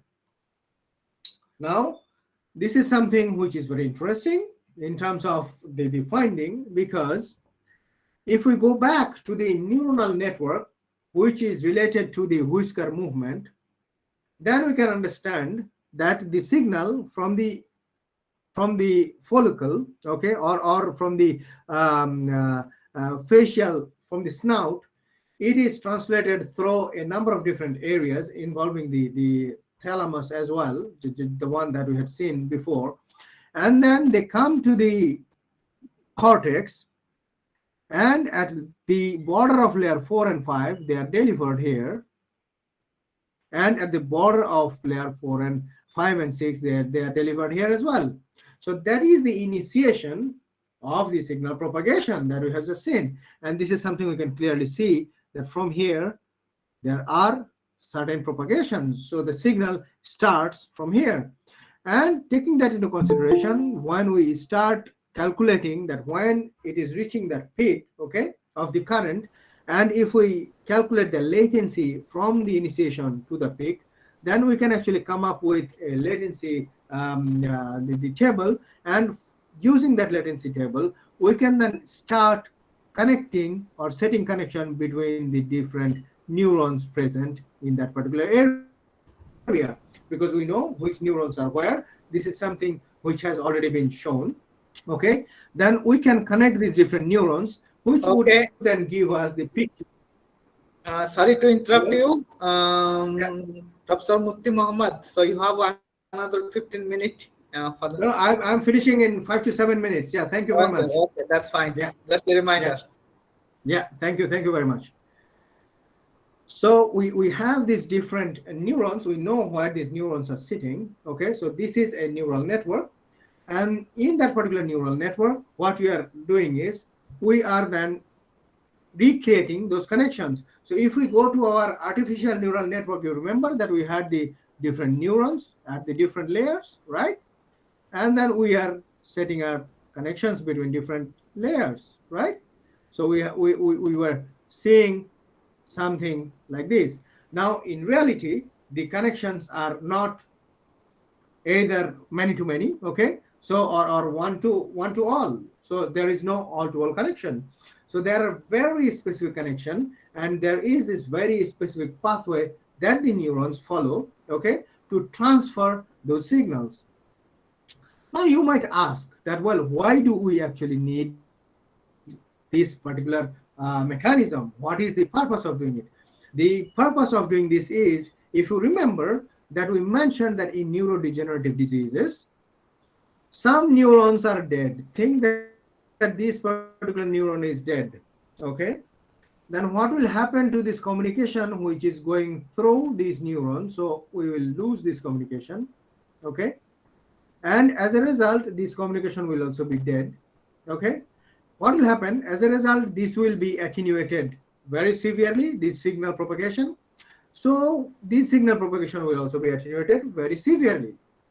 Now the only way for us to reestablish that communication to a normal level is to have some mechanism or something which is placed in this particular area, which would then allow us to boost the signal so that the communication is reestablished. Okay, so if we have a device which allows us to read or record the signals, convert them into currents, and then again at a real time reconstruct this network, and then reconstruct, compare, and identify the problems, that where the problems are, okay, then we will be able to apply some intervention mechanism to actually reestablish that communication. And this is something which is a very challenging and very open problem. Early prototypes have been shown that they work fine. So in this particular video, I how the sharing of sound actually happens in Google Meet. So if I play this, please tell me if you do not hear the sound. That was our anniversary, August 31. Do you hear the sound? Yeah, yes. Yes. 25 years, Levon No. and Tom Moore have been inseparable. But when Levon became increasingly So here we have got a couple. Now this lady, Lavan, she is having the Alzheimer's disease, okay? So she does not remember many things. And therefore they want to the doctor.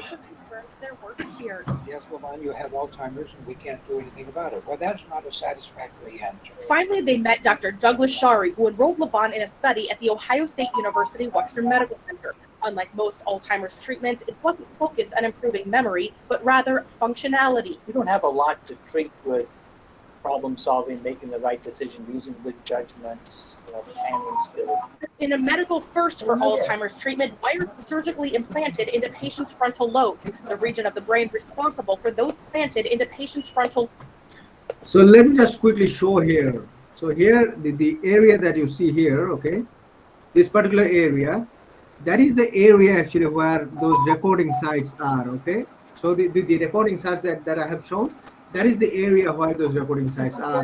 Now the purpose of this one is just to deliver some current to the brain, and in that way, the communication is boosted, okay? Planted into patients' frontal lobes, the region of the brain responsible for those types of executive and cognitive functions. Then a battery pack in their chest sends electrical currents through the wires in a process called deep brain stimulation. They had increased focus, increased attention. The study that published online in the Journal of Alzheimer's Disease found all 3 patients who received deep brain stimulation slowed the progression of their symptoms, and 2 of the 3 regressed significantly slower than a typical Alzheimer's patient when compared to a matched comparison group, including Levon. Levon has had Alzheimer's probably longer than anybody else I know, and that sounds negative, but on the other hand, that's good. 3.5 years later, she's still able to play her favorite hymns, and Tom says he'll do whatever he can to keep the music going. We will be together as long as possible. Count on it. That's the story. Yeah. At the Ohio State Wexner Medical. So that is let's say an example of this kind of technology, okay, so which has been clinically also used in human, okay. to restore connectivity. Now we are talking about so these are still these technologies, this type of technologies are still in its infancy. Okay, now we are talking about the next generation. So here, this is another example from our experiment, the devices that I have just shown you. Okay, where we can control certain brain functionalities. For example, here let me just explain this experiment a little bit more. So here we have something like this T maze. Okay, so there is, once the animal comes here, the animal may either go left or can go right. Okay, so this animal that you will see very soon has been implanted with one of the devices that we have just shown in earlier in the presentation. So here we have a control box which you show here. So this L provides some sort of current to the brain, which lets it take a decision to go left, and the R provides some sort of stimulation, which lets it to decide to go to right. So this is something which you are going to see here, that when left is clicked, okay, the animal goes left, and when R will be clicked, the animal will go right. So let me just quickly fast forward a little bit. So again, left is clicked, it goes left, and then when R will be clicked, this is the time. Wait, so this time R is clicked, so the animal is going right. So in certain sense, again R is clicked, the animal is going right. Okay, so again, well, left is clicked, right is clicked, so it is going right again. So what am I going to say here is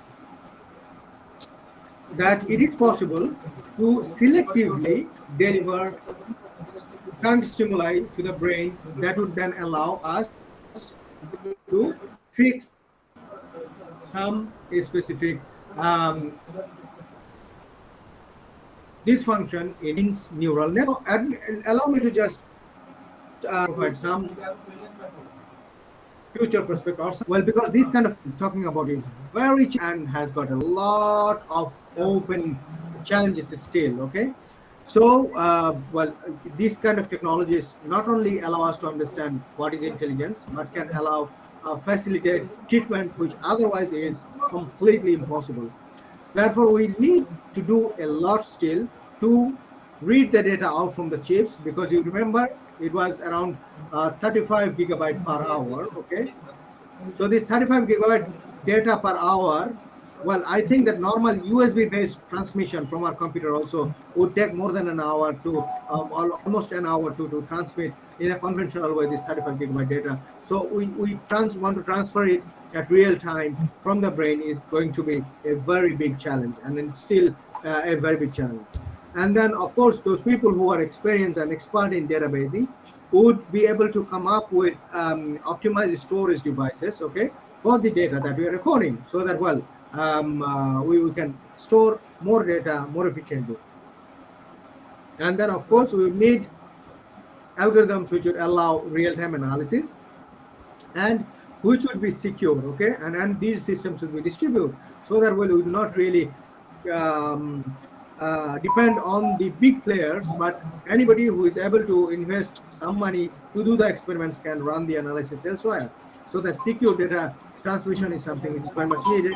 And of course, we need a lot of intelligent algorithms for this accurate brain decoding.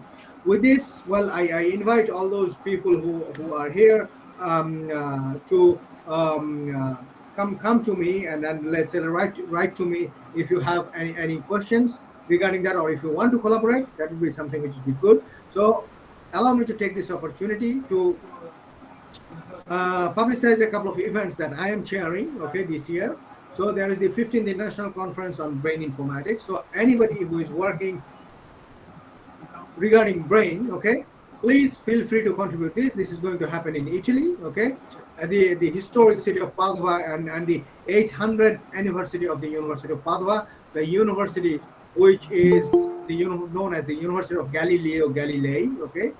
So it is in that particular historic university at its 800th anniversary. We are going to hold this conference on brain informatics there. So please feel free to contribute. So where we want to theme it as brain science meets artificial intelligence. So how we can apply artificial intelligence to solve brain science problems. Okay.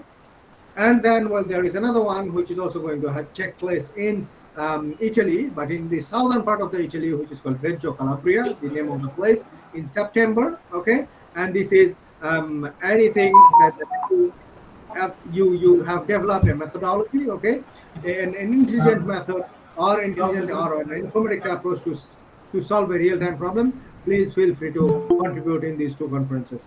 With this, I would like to thank you all your attention. Thank you all for your attention. And if there is any question or curiosities, I'll be very happy to answer those questions or curiosities. Thank you.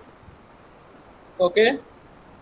Thank you, Professor Mukti Mohammed, for a nice talk and also very nice discussion about the artificial neural network for the brain and transmission of these currents in the brain as well as the controlling powers as well.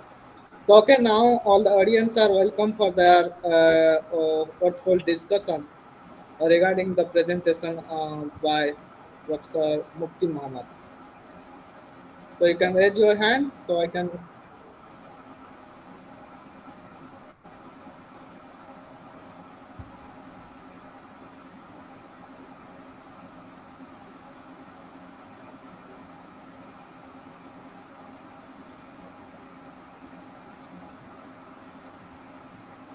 Is there any questions from the audience? Okay, then we'll discuss in the offline. I have also Okay.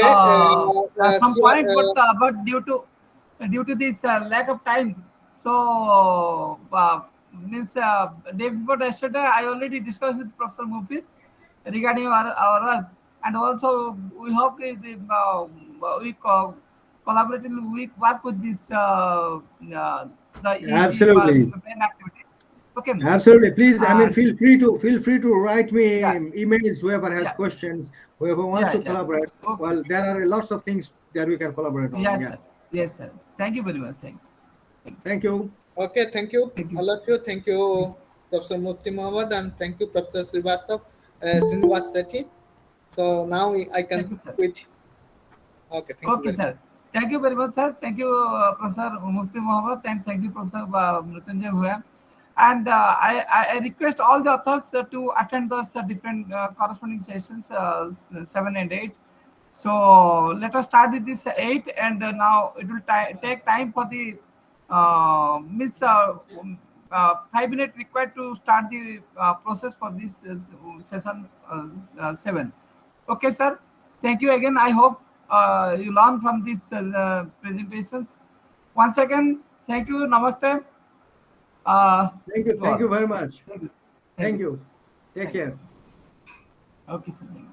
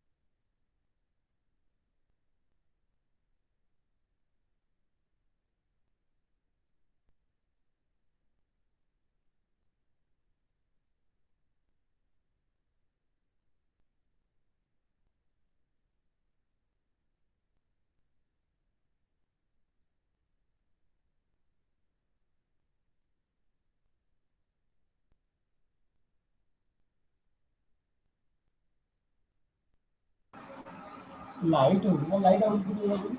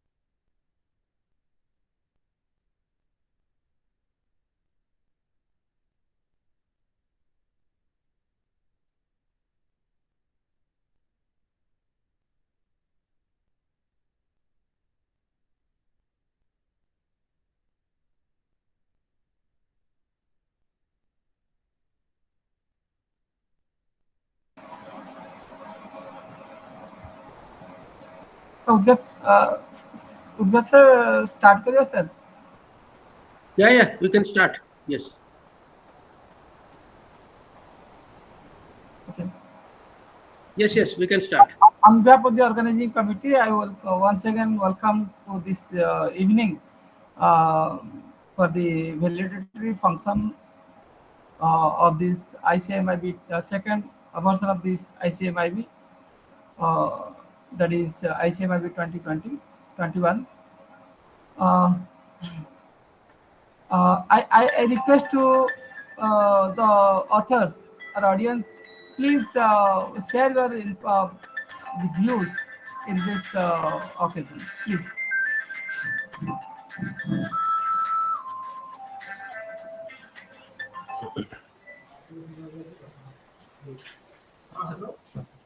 Any authors or any audience, please view. Sir, namaste. Namaste, namaste. I'm attending from the day one, from the inaugural session to till now. In maximum session, I attended, and also I delivered one talk. It is the total conference is organized in a well manner with a good input. Maximum paper, what I observe, that is a certain work already done by the various authors, and the feed is as per the requirement of the society and the industries. I feel so. And this type of selection of the paper and the presentation through this type of prestigious international conferences and conferences are highly essential. And I thanks to the convener, co-convener on the chairs, as well as the team members of this international conference, and also special thanks to Siva Kumar Udgata sir and Sethi sir, who taken the lot of pain to conduct such kind of international conference from their busy schedules to provide all of us to interact and to provide the suggestion in various work to carry out our research in a right directions. Thank you so much, sir, for your you can say that providing the suggestion to all of us, so that we can able to take that suggestion in our further research work. Thank you so much, sir. Welcome. I request all the authors and all the present over here, including audience also, to on your video, so that we can take a snapshot in a group.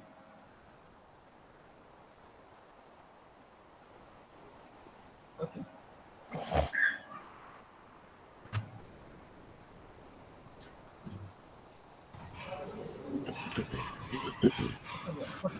Hello, sir. Can I have given views? Yes, sir.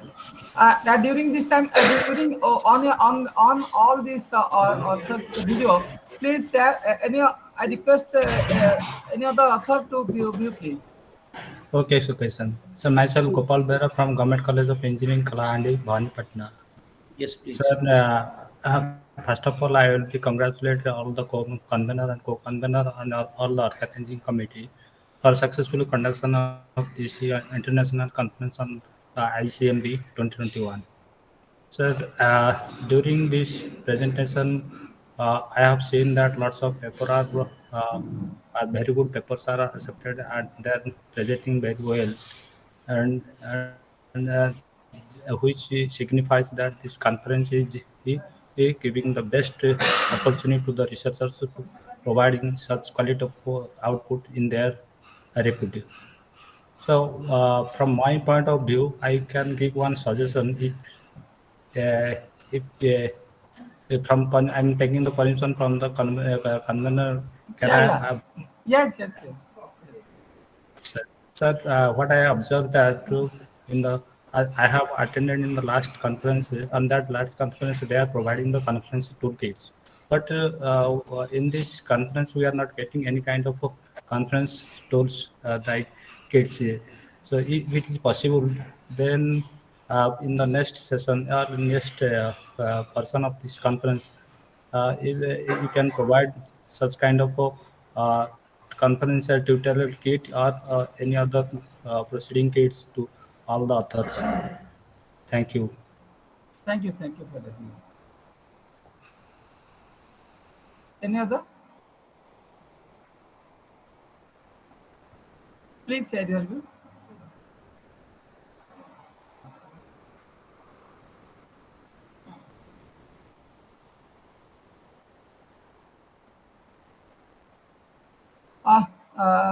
May I request Professor Padmasri to share some views?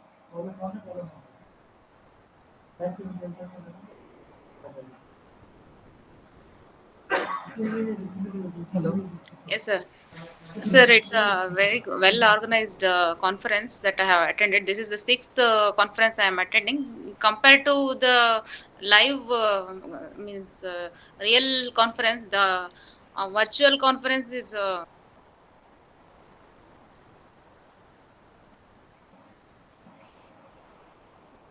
Okay, sorry for disconnecting.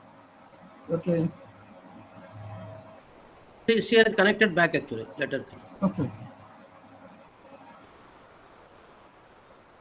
Hello. Yes, ma'am. Yes. But the way you have organized this conference, I felt very good. The communication, what you have done from the past 4 months is very good. The organizing is also good, but I felt it will be good if you provide the proceedings, at least the soft copy of the conference. And thank you everyone whoever have supported this conference. Yeah. Thank you, sir. Okay. Thank you. Any other?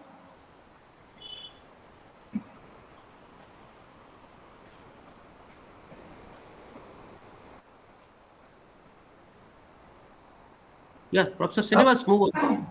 Sir,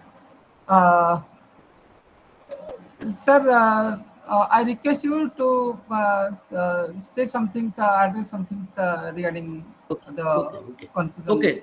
Yeah. So thank you, Professor Srinivas. Thanks for the opportunity, and good afternoon, one and all. It's a pleasure to be here, and I also thank you that at the end of the 2 days, in fact 3 days of hectic schedule, you still have the patience to attend online, and we know, we are aware of the effect of the screen time on you and on your internet bandwidth and all that. So thank you very much. Now, a couple of the suggestions which probably Dr. Behera and others have also mentioned here, I hope the organizing committee will take note of it seriously. Yes. I also kind of noted it. So, for example, regarding sharing of the proceedings, I would say that the proceeding will be shared by the Springer, and that only has value. Our proceeding sharing doesn't carry any meaning. The videos of other participants or other authors who are presented here, I feel that it can be shared, but only with the permission of all the authors. I think that's one ethical issue we need to follow, because without the permission of the authors, we cannot share it in a public domain. That's number one. Number two is that is sharing the. We have already shared the abstract of each paper. We made it a point to share the abstract of each paper through the souvenir, which was released yesterday, and which is already. I hope it is already there on the website. It can be downloaded. No, sir. And Tomorrow, sir. Tomorrow. Okay. Tomorrow it will be uploaded, so you can download it actually. So that's one part of the story. The souvenir, I mean, the proceeding of the conference will be published by the Springer, and we will make all our efforts to submit to the Springer as quick as possible, hopefully within a week. And as you all know, that the Springer will contact each and individual author, independent of the editors here, and you are supposed to respond to them in a timely manner so that the proceeding comes out in a timely manner. So then they normally take 12 to 16 weeks. I repeat, 12 to 16 weeks for the proceeding to come out after we submit the full proceeding volume. So we expect that by end of this year, before December 31st, we will compile all the papers. And I hope if there are some lacuna somewhere, we will try to contact the authors as soon as possible. You please respond back so that we complete our part, the proceeding part, etc., and submit to the Springer.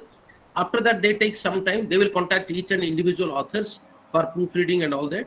And unless, even if one author doesn't respond at the right time, the entire proceeding is delayed. Keep it in mind that if one author doesn't respond at the right time, the entire proceeding gets delayed. So to help each other, to help all of us, let us respond to the Springer and keep checking your spam also.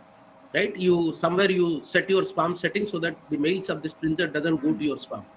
And we'll also, keep this group active for some time. We continue to be a member of this group, ICMIB 2021 WhatsApp group, so that if there is some message comes from the Springer for the authors, even if one author comes to know about it, post it on the group so that others can check their spam. So that's one of the things that I as a TPC chair should convey. The other thing, right, I feel that somewhere that believe me, I have gone through almost all the papers. I read almost each one of the papers. In spite of the other reviews, I read almost all the papers. I think it's not that papers are not good. Papers are pretty good. Some of the papers which we could not consider, even if we find that they are very good, they're pretty good. But things are not under our control also. Say the similarity score is killing us actually. Even I don't like the similarity score, that stringent similarity score measure, because I know that there can be good idea, there can be good method, but you copy it. Some things are inspired, or some paragraphs are inspired by some sources, and then unfortunately they turn it in, or I authenticate the plagiarism software detects it to be plagiarized. But what can you do? Actually, that's a very stringent condition from the Springer that we cannot accept anything. I repeat, we cannot accept anything where the similarity score is beyond 20%, right? And that's very difficult actually. And right now we are checking it a month back, or a 1.5 month back we checked. Now the Springer, when they will check it, it might happen that some other paragraph, the similarity score might increase a bit. So we are constant to restrict the authors or request the authors to limit the similarity score between 15%. Otherwise, it leads to a lot of heartburns. The Springer will reject the paper. We don't have any control over that. So please understand that some of the papers which are good. Sorry for interruption. Professor Lalit Patnaik sir. Yeah, please. So let me complete it. Sir will then start it. So please bear with us, and don't get disheartened that we could not consider that paper. It may be the paper is good, but the paper did not qualify to be considered because of the other reasons.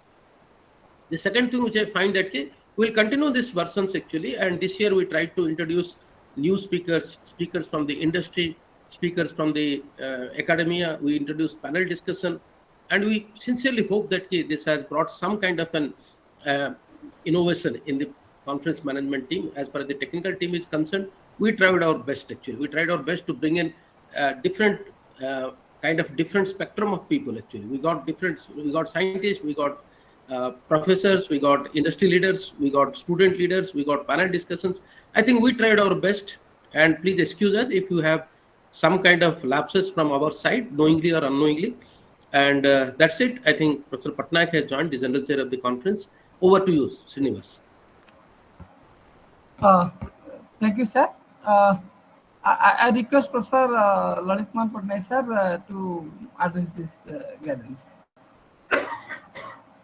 No, there is nothing else. I think Professor Udgata has already mentioned talk, no? There is nothing else to be added, right? Sir. Yes, sir. I mean, just a couple of lines, and I have told whatever we are supposed to tell on behalf of the conference TPC. No, but were there any specific point they raised? No, sir. No, nothing. They were asking about a conference kit. I think Srinivas will take care of that, and nothing else.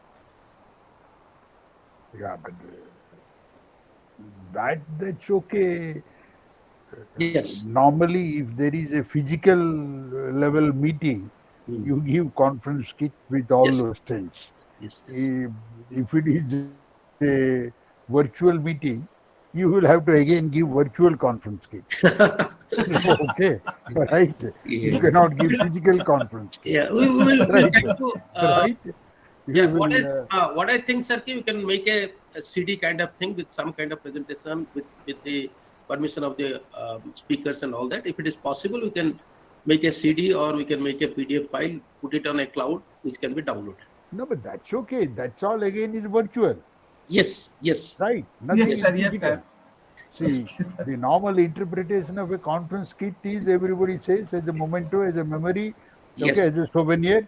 You carry a bag or a kit, you have a pad, pen, ritually what you see, proceedings, souvenir in print, hard copy, okay, the abstracts in print, something, or they try to give a memento, whatever it may be, depending on this one, as a memory to carry, okay, of this one.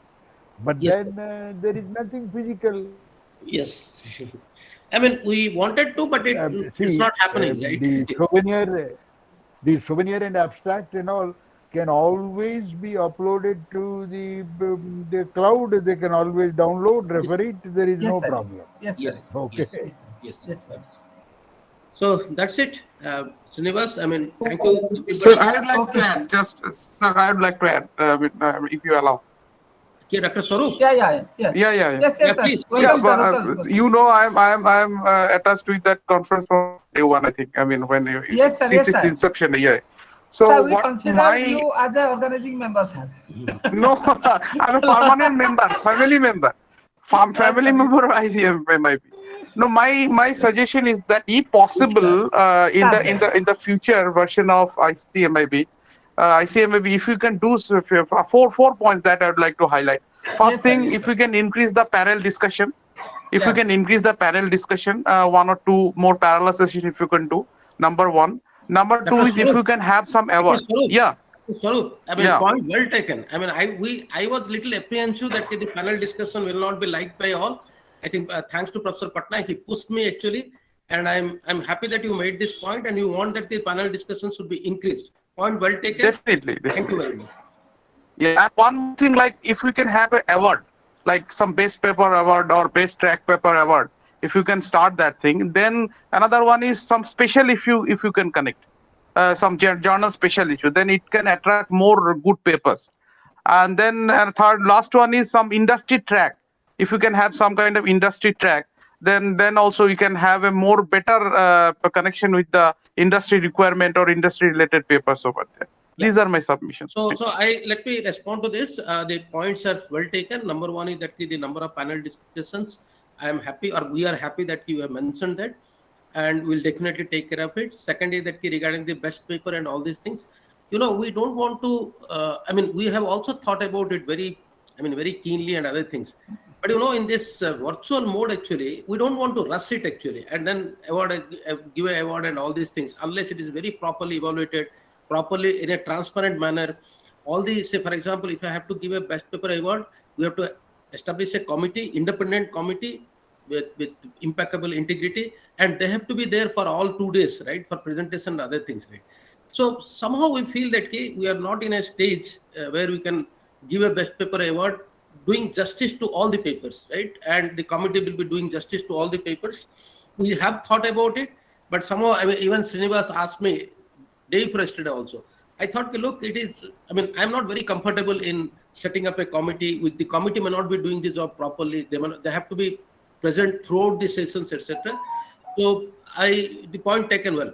The third point is that case industrial track. This time also I tried to have an industrial track, but I got some industrial people, but to have an industrial track completely in the kind of it's almost Xmas season, right? I could not connect it. Could not connect to a lot of people where we can have a full-fledged industrial talk. So that could not be done. And regarding the special issues, actually, it is not that some journals are not interested. Some journals have shown some interest also, but those journals I find that are not at par with the Springer series, actually, Springer proceeding series itself. So you are always free to submit this paper, extend this paper, submit to a journal. But well, I see that some conferences are also associated with some journal special issues, etc. We have not tried that because there are other ethical, academic integrity and other issues are there.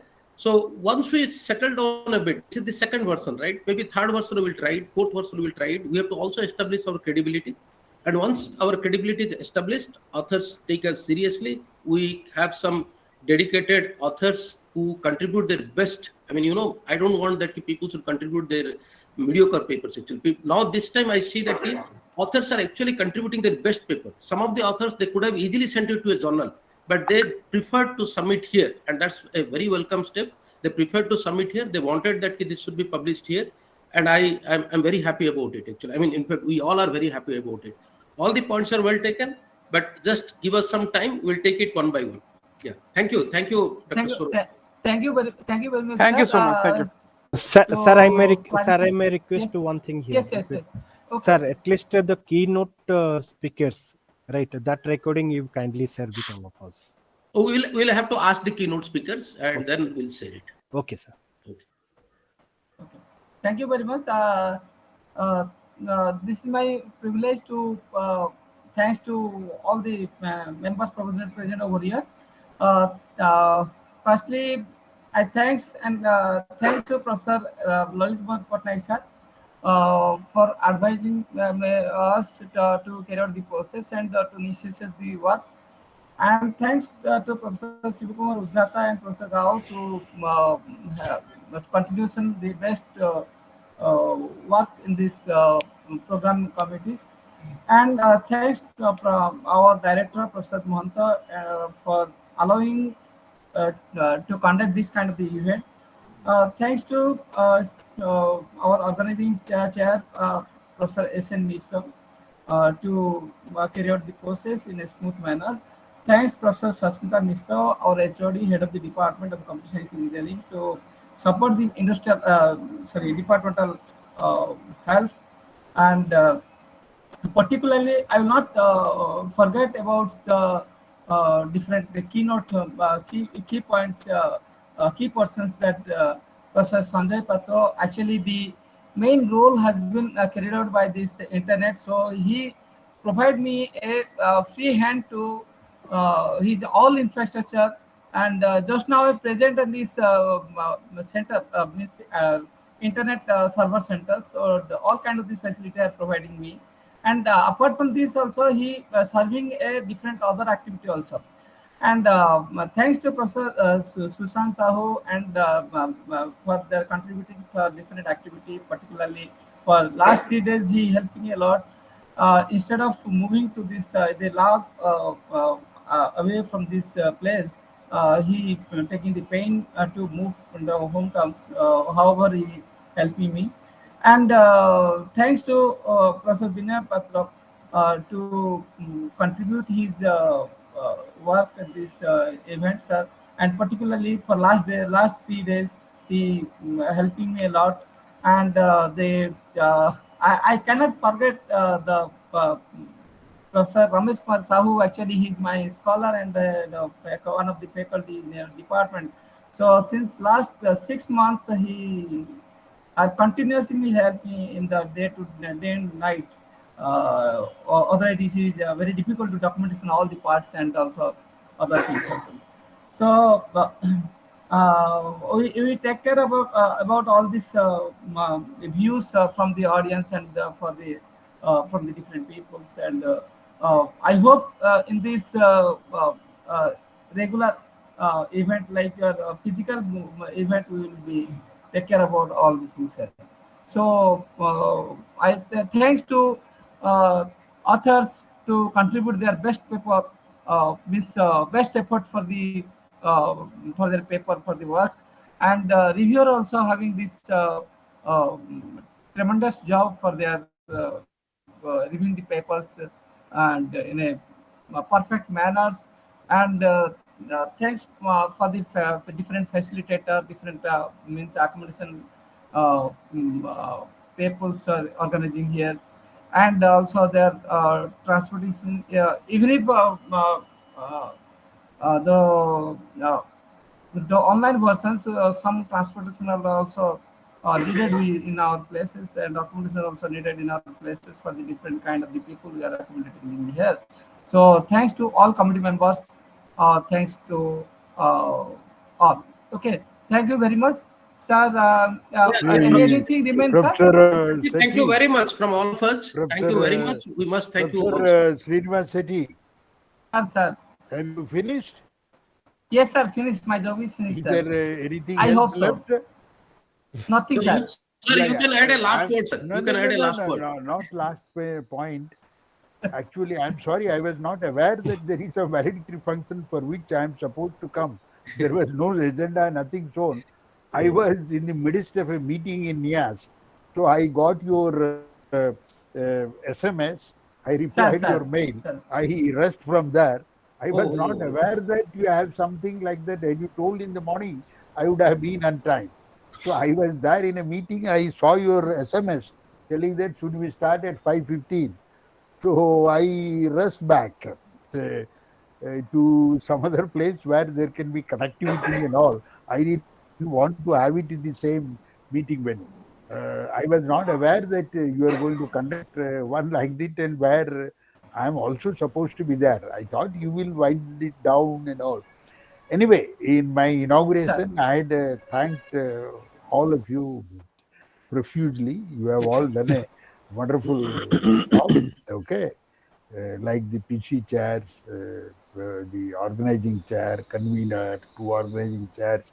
I think the Sir. entire college, as I said, organizing a conference in a remote place is extremely tough. You can Sir, organize sir. it in Bangalore, Hyderabad, Delhi, Mumbai. It is no big deal. Okay, there Sir. are enough institutions, enough volunteers, enough of infrastructure. There is a standby. Okay, if you don't have connectivity with the BSNL, you can go to Airtel. If both of them fail, you go to something else and do something. But in a place like Sarang, it is very difficult. Okay, I think you have pulled it through reasonably well. So, as was mentioned, this is the second one in the series. Okay, so we Sir. have to keep improving. Okay, like all the suggestions what Professor Swaroop and Sir. others said, we should keep it in mind Sir, sir. and welcome the audience to give their suggestions this far. We should Sir. always take the comments in the right perspective. They're Sir. quite useful. For example, they said there was a suggestion, I think, who Professor Swaroop suggested, no? Right? Yeah, yeah. As far Sure. as journal. See, journal special issue, there is a slight sort of conflict of interest. See, when you publish the proceedings with Springer, you sign a copyright. Okay, there is a copyright issue. Okay, Springer holds the copyright. So if you publish it in some other journal, there will be conflict. So you should ask Springer whether it should be in their own journal Sir. or some other journal. Okay, because Yes, Springer sir. has the copyright. Okay, you cannot take the same work, go to some other journal. There will be a problem. We will have to explore these things. In fact, Springer has a lot of journals in AI, big data, machine learning, or machine intelligence, and all that. We should request them. Okay, they have LNCS, networking series. But for that, I think we should see one or two conferences. What is the quality? Springer also will see who are involved. What is the acceptance ratio, quality of reviews, quality of papers. We should take it up. Certainly, it has to be there. There is no doubt. But then if it is physical mode, it is better. Whether it's physical and virtual, maybe the next conference should certainly seriously explore that. And Springer has to be confided into that. If they can identify one of their journal, one of their series, there is nothing like that. That is the easiest. There won't be much of problem. In fact, Springer has a visibility. Their journals have good impact factor. Okay.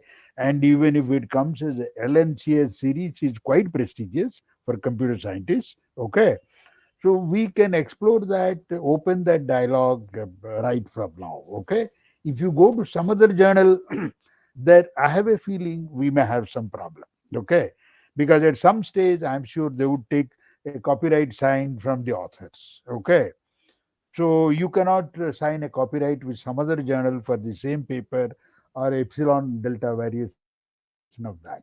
But nevertheless, we should explore that. That is a good suggestion. I think some of us have that in mind, but we are just buying for time and seeing when is the opportune moment. And for that, even the conference also probably can think of something like a special tracks or some theme and something, rather than calling very broad. Now we are having IoT, machine learning, big data, and all that thing. Whether we can narrow it down with some one single theme or multiple themes, so that it may be easier to approach to a special journal we may get, or think of pre-conference workshops. Okay, one day, half a day, we can have tutorial and this one.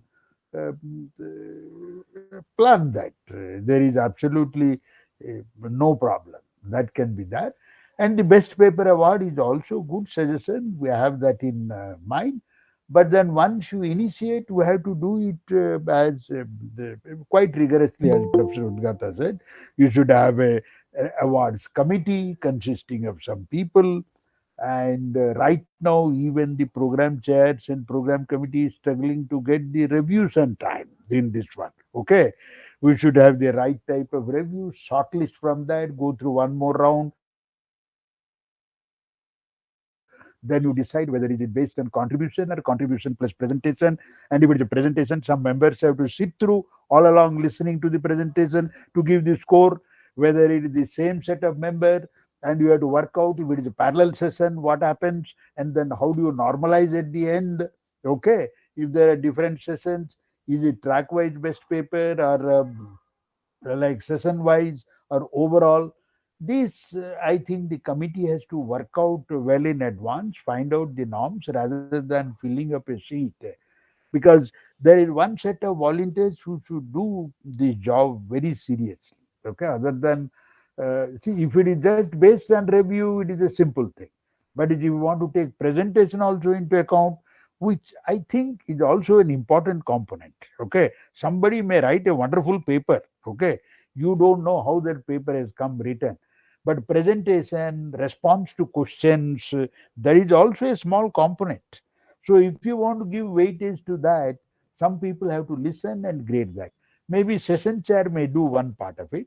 Will the session chair be assisted by one or two more experts from the program committee? How do you do? The committee has to come up with a white paper on that and plan. It can be done because the procedure has to be quite sort of rigorous, unquestionable, because the PC chairs and the committee should not be questioned on that. Okay, maybe they themselves can identify a separate awards committee which does this thing. Do we have only best paper award? Some conferences have honorable mention award, because sometimes one award is just not enough. You cannot simply say there is only one best paper.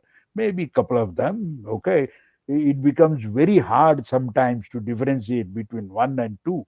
And when we are comparing different tracks, if you have a best paper in IoT, best paper in machine learning, you cannot simply throw one of it and say one is better than the other one. Okay, so you have to consider some of these aspects, come of these things. Maybe the next conference may start with this thing, and slowly revise the norms. Okay, we should start somewhere and have that.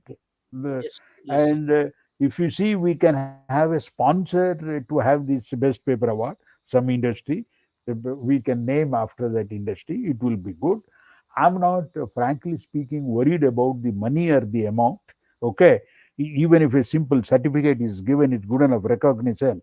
The moment wherever you attach some money and something like that, then it gets into a different type of rat race. Okay, a beautiful recognition certificate is something very important. Okay, if an industry supports somewhere we get funding, by all means we can give some the cash prize also. I am not ruling it out, but then right now the conference may or may not be able to do. They will have to see the local organizing chair, depending on the finance, whether they can manage to do that. Best it is somebody can, some sponsor can come forward, or at least give a corpus money where we put it, and the interest of that every year gives us this award money.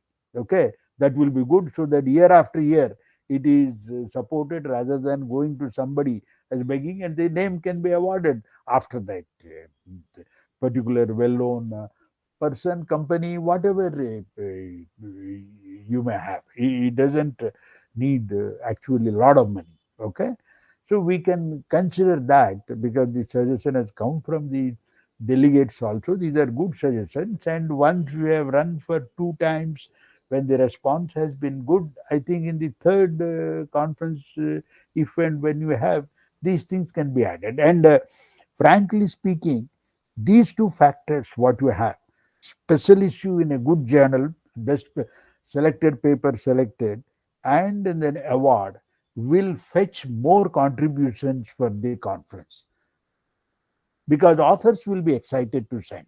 Because this is a carrot for them. If you say my paper, there is a chance that it will get into a good journal, which is a good impact factor, which is visibility. Let me send and try that. So we will have more good quality papers. And if you say there is a best paper award, there is a competition. Okay, and if we have by any chance a physical mode coming, later on we should explore and see maybe few papers coming as poster papers also, good papers. We should not think that poster is below our dignity. In fact, many conferences, they give preference to poster, because poster is something where you can spend more time in interaction informally. Okay, it is asynchronous, you can keep going there, chat for 10 minutes, 15 minutes, 20 minutes. It doesn't happen in a contributed paper. Okay, we can think of that also, because many times the PC chairs find it very difficult to accommodate many papers. Okay, and you will have to see whether that will appear in the Springer proceedings or not. Those things have to work out, or maybe it is just hardly 1 or 2 pages we will have. Many things can be worked out, so that these things should be actually some newer ideas to experiment from conference to conference, rather than repeat the same old thing. Actually, with that in view only, I suggested, I forced Professor Udgata this time, even though he was not quite willing probably initially, to have this panel discussion. We should think that, and it is good that the audience also encourage that. We should have different themes, that is debate, discussion, presentation. Okay, on some issue which may raise some discussion, different views, controversial things. We can have that in a sort of open, transparent manner. Many conferences have it. That's all. Okay. Wish you all the best. So I have been repeatedly requesting to leave me out. Okay. I have done enough of time. I want to be something like an honorary advisor or something from a distance. You will find somebody else as the general chair. Okay. Maybe Professor Udgata himself can become, and they should find out So, somebody as a program chair. sir, I'm Okay. happy with this So, job actually.